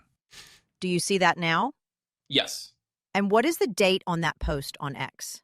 Quick October pause. 29th, Hey, Pinocchio knows. Wait a minute. Hold on. I run this chat. Hey, apologize now or What, fear. Kick Chat? Yeah, that's a kick chat. You are getting way the out of line. This is my territory. What was the outcome of the embed drama call last night? I fell asleep. I didn't watch it. What happened last night with the embed drama? Did that get sorted at all or no? I don't know. Were people mad? They might be. Steve called our stream a filler content or a filler stream. He's That's one what to Steve A. said about That's what he said ours? about us. He's one Where's to say, the graph? right? Where's the graph? I believe that we have 25% more unique kick chatters than he does. Oh, what's going on there, Steve? Huh? Sounds like Kick Chat. Well, he's got loves a anything YouTube else. chat, of course. YouTube chat. Who cares about Kick Chatters? Who cares Who about cares GGG chatters? about Kick Chatters? I'll tell you who cares. Anybody with a brain. Kick lives matter. Exactly. No, they matter more than DGG Yeah, Kick lives. Chatters matter more. 25% more. And you state Pixie's spouse's full legal name, correct? I think that is the one she had listed on her social media. So if that's correct, then yes. Have some KCIP, boys. Thanks, man. I don't know that for sure. Virginia Ferrantini is on her social media? Yeah, that's where I got the name from. And you state that you realize that Pixie committed green card marriage fraud with her. She probably did. I'm not 100% on that. In order to get her citizenship. And I do believe that if she did commit green card marriage fraud, that Pixie's wife should be deported. In the U.S. Do you see that? I see that, yeah. That I tweeted that, yeah. Did you have any basis to say that? I believe so, yeah. You know you are accusing plaintiff of committing a crime. I don't know if it would be her, or I can't speak to the legal conclusion, I mean. Well, you said, this is what you said. I just connected the dots and realized that Why? You shouldn't be able to do an illegal green card marriage and then get to stay in the country? Pixie Love, the plaintiff, committed a green card marriage fraud with her, referring to Virginia, right? And that's a crime, isn't it? Objection to the extent that it calls for a legal conclusion. If you know, you can answer. I don't know if green card marriage fraud is a statute or a crime in the United States. I'm sure there are underlying statutes that maybe implicate some of this, but I don't think green card marriage fraud is a crime that I'm aware of. And do you know, did you have any basis to make that public allegation against the plaintiff? Objection. It's been asked and answered. He said does yes. this have to do with the case? I believe so, yes. What would be that basis? Wait, in this deposition, hold on. Did Joan ask anything really about the case? About why we're actually here? I can think of maybe one line of argumentation for like what we're actually here for. Maybe. To me, like it was a fraudulent relationship. She asked me about stuff that was about green cards in the past. Back to immigration law you go, Joan. Maybe you can defend Pixie's wife in the ICE hearings. I figured out through social media posts that I saw of her wife that they were married. I don't think she has ever mentioned being married to this person ever. It seemed to be probably a fraudulent marriage. Now, your wife, Melina, was not a U.S. citizen either, was she? Correct. Was that also a green card marriage fraud? No, absolutely not. They were having sex. Do you have any idea how long Plea and Virginia has been married? No, but I think it speaks to the lack of public information about somebody who is supposedly a public person having a relationship with another supposedly public person.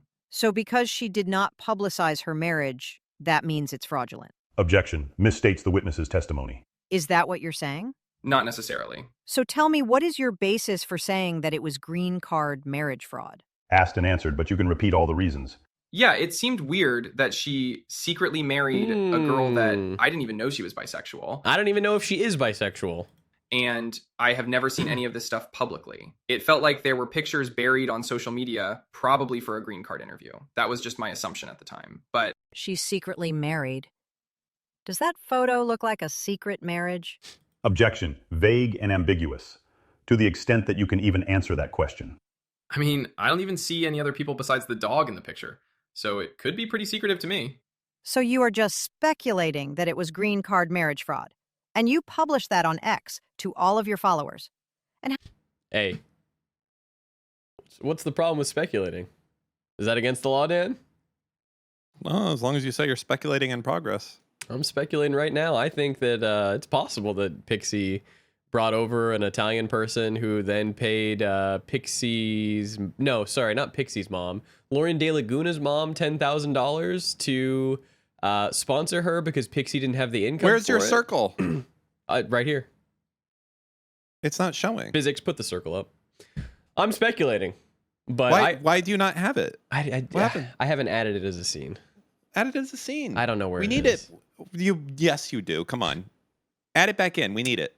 Are you speculating that I know where it is, or do you know that I know where it is? I know that you know where it is. I know that it's not gone. I know that you know exactly where it is. You're just like, all right. I turned over everything I had to. I've given everything I had to. Just do a star.gif on your computer. It was a GIF, right? Just know I believe that there was a green card marriage fraud. You know, Steve says there's no difference when you say I believe or I think, that it's exactly the same as just saying it. So by you saying that, it means nothing. There's no difference whatsoever. Unless you think that Dear Leader is wrong. Dear Leader would never be wrong. Okay, so you're just doing something that Dear Leader has said had no effect? I think, based on Steven's tweets, let me throw him under the bus there, that Pixie committed a goddamn green card marriage fraud. How many views are on here? Objection. I object to the question to the extent it misstates testimony that he's speculating. He gave you a reason for why he suspected her to have committed fraud. And just so everybody knows, I'm not under oath, and this is a comedy podcast, so at any moment I could be making a joke, and if you put me under oath, then I will actually answer we in just the need correct way. we just need a flashing thing. This Not is a under comedy oath. show. The comedy show, everything is lies at the top. How many views did this post get? If you know, you can answer. At the bottom. Speculating that it was green card marriage fraud. And you published that on X to all of your followers. And how many views are on here? Objection. I object to the question to the extent it misstates testimony that he's speculating. He gave you a reason for why he suspected her to have committed fraud.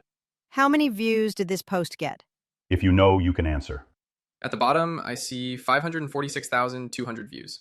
And then, a few hours after that rather malicious post, you posted again on X, a repost of someone else's post that included a link to ICE. Do you recall that? I probably did, I think, for the retweet. I would have to see the post. We'll mark this as the next exhibit. Plaintiff's exhibit number 24 was marked for identification. Is this the post that you made? The one that If this is a comedy show, then why am I not laughing? Bazinga. I would say... Oh, wait. Are you crazy? We have Gemzar here. Gemzar, you know what you can do right now? He's not working today. No, he is working. He's working right now if he wants to keep his job. All right? We need speculating in progress because Mr. Mutin lost the last one. So get to work. You can work on it live. Okay? Some arrows for both of us saying speculating in progress. Do it, or I will not see you on Monday. This is your test, okay? You want to get paid? You want this free exposure? Get to work. Get to work, Art Monkey, or I will replace you with ChatGPT so fast. Don't think I won't do it. I hate artists. I hate the motherfucker. I want to hate them more. They're so entitled. I want to go and do something and say, did you use AI? Don't worry about if I use AI. Just get it done.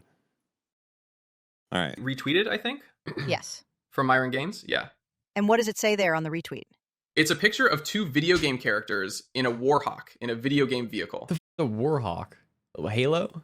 And what does it say? Are you asking what Myron Gaines, the tweet beneath, says? Yeah, that you reposted, yes. Did someone say marriage fraud? It would be a shame for someone to click this link. And then it's a ice.gov link, or dial this number, and then there is a number afterwards. What was your purpose in reposting that tweet? I thought it was funny. You thought it was funny. I thought it was funny. What part of that is humorous? The eye emojis that Myron Gaines put in his message. That part is funny. He thinks it's funny. What do you want me to say?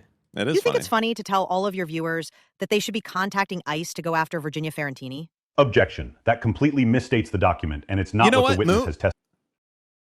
We're both two guys that have married foreigners. You know? That's true. And it's a lot of work to do and do that process. Is Yeah. it not? It is. And I think that it's unfair in some ways. Now, I understand there's not a whole rant towards illegal immigration at all. I think because those people are, we've gone over in depth the value that they bring to the United States. I moved countries to go live with this motherfucker. But I will say it is kind of up that people like this, if these allegations are true, They are. would Almost make certainly. like the amount of effort that I had to go through 20 years ago was unbelievable. Okay. And I'm sure that you have had to go through It is a unbelievable fucking headache, man. It's expensive. It takes time. It's a fuck ton of paperwork. And the fact that like people like this potentially are circumventing that system and making it even harder for legitimate people to do this is that It's a would be damn not shame. good. No, it's not a damn shame. It's a damn crime. And if okay? they are doing an illegal marriage to green card, she should get deported. So good on Myron Gaines for pointing that out. You hate gay marriage? No. I have no issue with you. Trump. No issue with you and your husband. It's fine. It's like, why would I have a problem with that? But you can answer. I think the tweet was funny. I think my picture was funny. To the extent that I'm saying anything is funny, those are the two things I'm saying are funny. Do you think plaintiff and Virginia Ferrantini found this to be funny? Objection. Calls for speculation. I didn't Humor's in the eye of the beholder. see their reaction to the tweet, so I can't say. What would you think their reaction would be, Mr. Bunnell? Objection. Calls for speculation. Don't guess what their reaction might have been. She can ask her own client. I'm asking him what he thinks. Don't guess. And you may answer. Don't guess. I can't know. I have no idea. You don't think this would be upsetting? Don't guess. Did you do this to harass plaintiff? That you can answer. Is that why you posted this? It's like he's saying, to do harass not her? come. Do not come. Do not guess. Do not come. Y'all don't even need to hedge. It's gross that a rich Italian can buy their way into the country. ICE protests are about immigrants who are here to work and get better lives for their families, said Deeds in the Destiny.gg chat. I mean, I would say that is, if this is all true, and I have no reason to think that dear leader would lie to us with his accusations, but perhaps he was giving some humor there. However, I do think it is up, that people can use wealth and status to bypass the system like that. Yep. I was poor when I married my wife, and it was very difficult, and it took a lot of money, and I didn't have a lot for us to get married. It was significant. It was probably like over 10 grand of legal fees to get the whole process done. And it was slow, and the system me.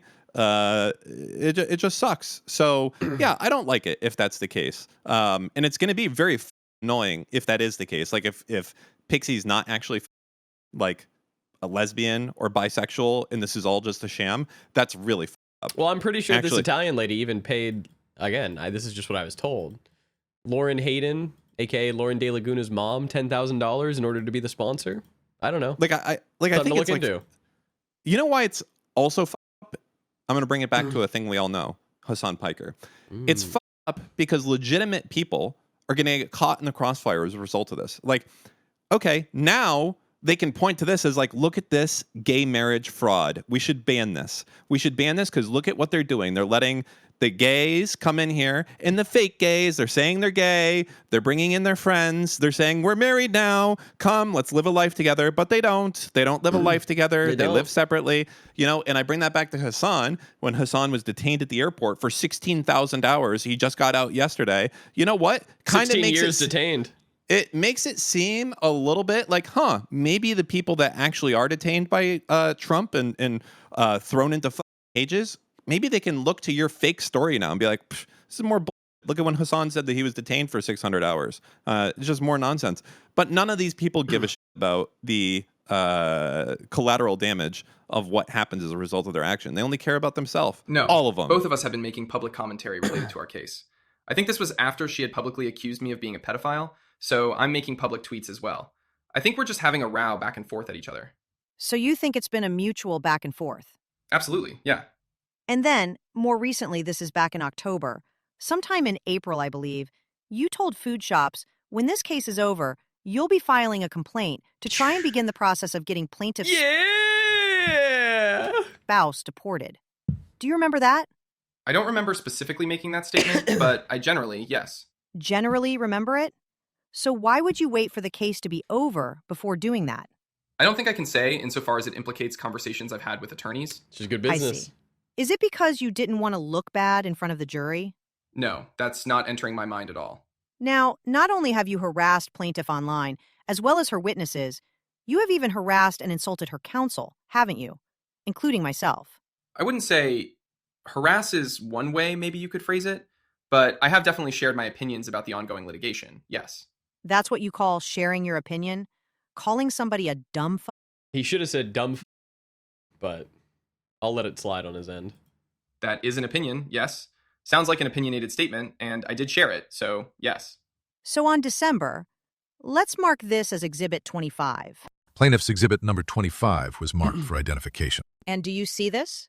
It is a post that you made on December 6, 2025. Is that right? Correct. Okay. What did you say here? What did you post here about the plaintiff? Would you like me to read the tweet? Yes, I would. I said, hello at PCI Lovey, aka Stupid Cunt. Just curious, why were you so excited/happy to have Lauren De Laguna write up that horrendously dishonest Substack post where you were too stupid to even recall your age when we met? It was 21, not 19. But now, so scared to have literally anything released publicly now that we're actually in court and you have been caught lying repeatedly about almost everything. And I believe that the underlying image is her request to seal the transcript of a deposition that we had done earlier, or it might have been the preliminary injunction hearing. So you recognize this as your post? Yes. And you are aware that plaintiff's counsel requested that the post be removed? It might have shown up. I don't remember specifically. Don't reveal any communications you may have learned through us. I don't remember specifically. You don't remember that. And then after the leaks in November, the publication of the plaintiff's video, November 29th, you also published on your streams plaintiff's messages that she had written to you about feeling suicidal, correct? That sounds correct. Objection. Vague and ambiguous, but if you know. I think I published publicly about our communications back and forth. Yes. Those were private communications between you and plaintiff, weren't they? Okay, where's Kafka? Do you really just get to say, like, correct, question mark, and be able to ask the question? Shouldn't you have to put more work in than just adding correct? But in a deposition, yes. Objection. Vague and ambiguous. Calls for a legal conclusion. Apparently not, since the messages between us had shown up in other videos on the internet from President Sunday. And then, even after the leaks, on November 29th, on January 9, 2025, you messaged Hannah Brooks. And you said, I guess now that some shit has leaked, LMAO, laughing my off, if you want videos of me eating out, got them. Right? You said that to Hannah Brooks. Like Objection. eating out for lunch? Vague and eating out for lunch, right? Could be for food, yeah. That's like the Star Wars meme. He meant he was going out for lunch, right? Yeah. Ambiguous. That sounds like a snippet of a message between a conversation, yeah? Okay. She submitted a declaration to the court attesting to this. I hope that she comes to the hearing. Okay. Then she should give her testimony. Do you recall? Yes, I recall her declaration. Who is I would Hannah? note, though, that from that sentence, that doesn't sound like the video referenced in the complaint. No, that's fine. I didn't ask that, and I didn't say that either. But you were offering to send pornography to somebody that you barely knew, right? Objection. Misstates the record. Misstates his prior testimony. I don't believe I offered that. I don't believe I sent anything to that person. It says, if you want videos of me eating, I've got them. I would have to see the full context of the messages rather than a single sentence that's being read to me. But you deleted your messages to Hannah Brooks, right? Objection. Misstates his testimony and misstates the record. I mean, eating what? A burger? A carrot? And the evidence. My understanding is I did produce communication between me and Hannah. But regardless if she submitted something to the court, I would need to reread our messages. I did not offer to send her anything. I did not send her anything, especially not anything related to this complaint. So it's your understanding that you did produce messages between you and Hannah Brooks? To my recollection... Who is Hannah Brooks? Yes. Who is this? If they were relevant to this case, I produced them. I want to be clear on something. I have stayed so far away from this the entire time. True or false, Moon? I didn't even know Lauren Southern was dating Steve. True or false? True. True. I had no idea. Chat found out at the same time I found out. True. So. Well, I'm going to represent that we did not receive them. We all knew. Wait, I didn't know. Why didn't no one tell me? Plaintiff's exhibit number 26 was marked for identification. This is our next exhibit. Do you see that, Mr. Bunnell? If you can look at the next page also. I see this. Okay, and this is a subpoena requesting the identity of the Vulture account holder for a certain IP address on July 14th, 2025 and January 18th, 2025, correct? Yes, that's what it says there, yeah. What were you looking for with this subpoena? Objection. To the extent it requires you to disclose attorney-client communications. If you can answer independently, please do. I would have to review my documents. I would have to review my documents to know what specifically I was requesting information about this account for. Do those two dates mean anything to you? July 14th, 2025 and January 18th, 2025? Not really, no. And what is Vulture? I have no idea. You don't know what a Vulture account is? Not off the top of my head. I don't know what the fuck I would that have to is. consult my records. We are about done here. Can we have 2 minutes just to consult? Sure. The fuck We're is going off the Vulture? record. It's 6:02 p.m. A brief break was had. We're back on the record. The time is 6:11 p.m. Server hoster. Mr. Bonnell, we talked about your message to Hannah Brooks, offering to send her a video of you eating. I'm not quite sure what you meant there, but you recall this, right? I recall you characterizing it that way. I don't remember the message being that way. In her declaration, you remember she put that in there, right? Again, I reject the characterization that I was offering to send her something, but I understand I know what you were referring to. The declaration, yes. Okay. And then on your DGG chat group. In January 30th, 2025, after plaintiff had posted her Substack, they asked you to be clear if she said, yes, Hannah Brooks, what would you have sent? And your response was, I'd probably just tell her to go to KF. There you Kiwi go. Farms. Complies. LOL. Do you recall that? I don't recall sending that specific message. So you were saying that you would direct Hannah to the Kiwi Farm site. Is that the intent of that message? I don't recall the specific message you're referencing. Maybe not the specifics, but do you remember messaging about that Objection. incident? Objection. Asked and answered. There were so many people messaging me about this particular thing, and everybody knew that the leaks were located on Kiwi Farms. But I don't recall any specific messages, no. And do you remember that, talking on a video stream, where you said if you share something with one person, soon everyone will know? Objection. Vague and ambiguous as to time. Do you remember that? Anything to that effect? That is a single statement. I could have been referring to a lot of things, but it sounds like I'm talking more about gossip, rumors, secrets. Okay. And do you recall it in that context then? I don't recall. I don't recall that exact statement, no. All right. I have no further questions. Very briefly. Cross-examination. Mr. Bonnell, since receiving the document preservation demand from plaintiff's counsel prior to them filing the lawsuit, have you permanently deleted, or permanently destroyed any documents related to plaintiff's claims? No. And have you produced all documents in your custody, possession, or control that are responsive to plaintiff's document requests served on you and your lawyers in this litigation? Spoliation where? Multiple times, yes. Have you fabricated any evidence or documents in connection with this case? Absolutely not. And since April of 2022, have you transmitted the video, the one that is at issue in this case, to anyone? Absolutely not. I have no further questions. Redirect examination. So you just responded to Mr. Bretler that you have not permanently deleted any documents, is that right? I believe his question was whether or not I deleted anything that would have been relevant to the request for the evidence of preservation for this case. I have not deleted anything that would have fallen within those boundaries. And so if there are documents that you have not produced in this case that we have requested in our discovery requests, you would still have those? Objection. To the extent any such document exists, you can answer the question. If such documents exist, and nothing happened to them prior to receiving that request for the preservation of evidence, I would be able to produce those, yes. So if you have not produced them, it's not because you don't have them, right? Objection. Misstates the testimony entirely. Correct. It would be if I haven't produced them, then it was because either they weren't responsive or I don't have them. I'm sorry. Could you restate the question? So if I asked for a document that wasn't produced, documents that are relevant to this case, and they were not produced, you would still have them, right? Objection to the question. It misstates his prior testimony. It's vague and ambiguous, but you can answer. Insofar as those documents exist and I have them in my possession, yes, I would be able to produce those. And we've talked repeatedly today about communications you had with various individuals, right? Yes. And you deleted some of the documents, but not others, right? Objection. Misstates prior testimony. Abby's documents? Misstates the witness's prior testimony. It misstates the record and the production in this case.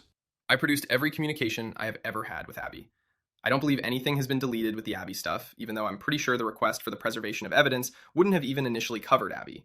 Boom. I produced every single thing related to my communications with her. I've archived stuff with Redact. I don't believe I have permanently deleted any messages with Abby at all. That software. Dude, I'm just so confused on how these went into the courtroom and were like, he deleted all of these videos when he literally in his deposition is stating that he has everything archived. They just aren't like material to the case. You have all your evidence archived on Redact? Objection. Yes? Objection. Misstates the witness's prior testimony. You have all of the documents that are responsive to your discovery requests. We haven't received all the documents that we requested. That's your position. That's why I'm asking.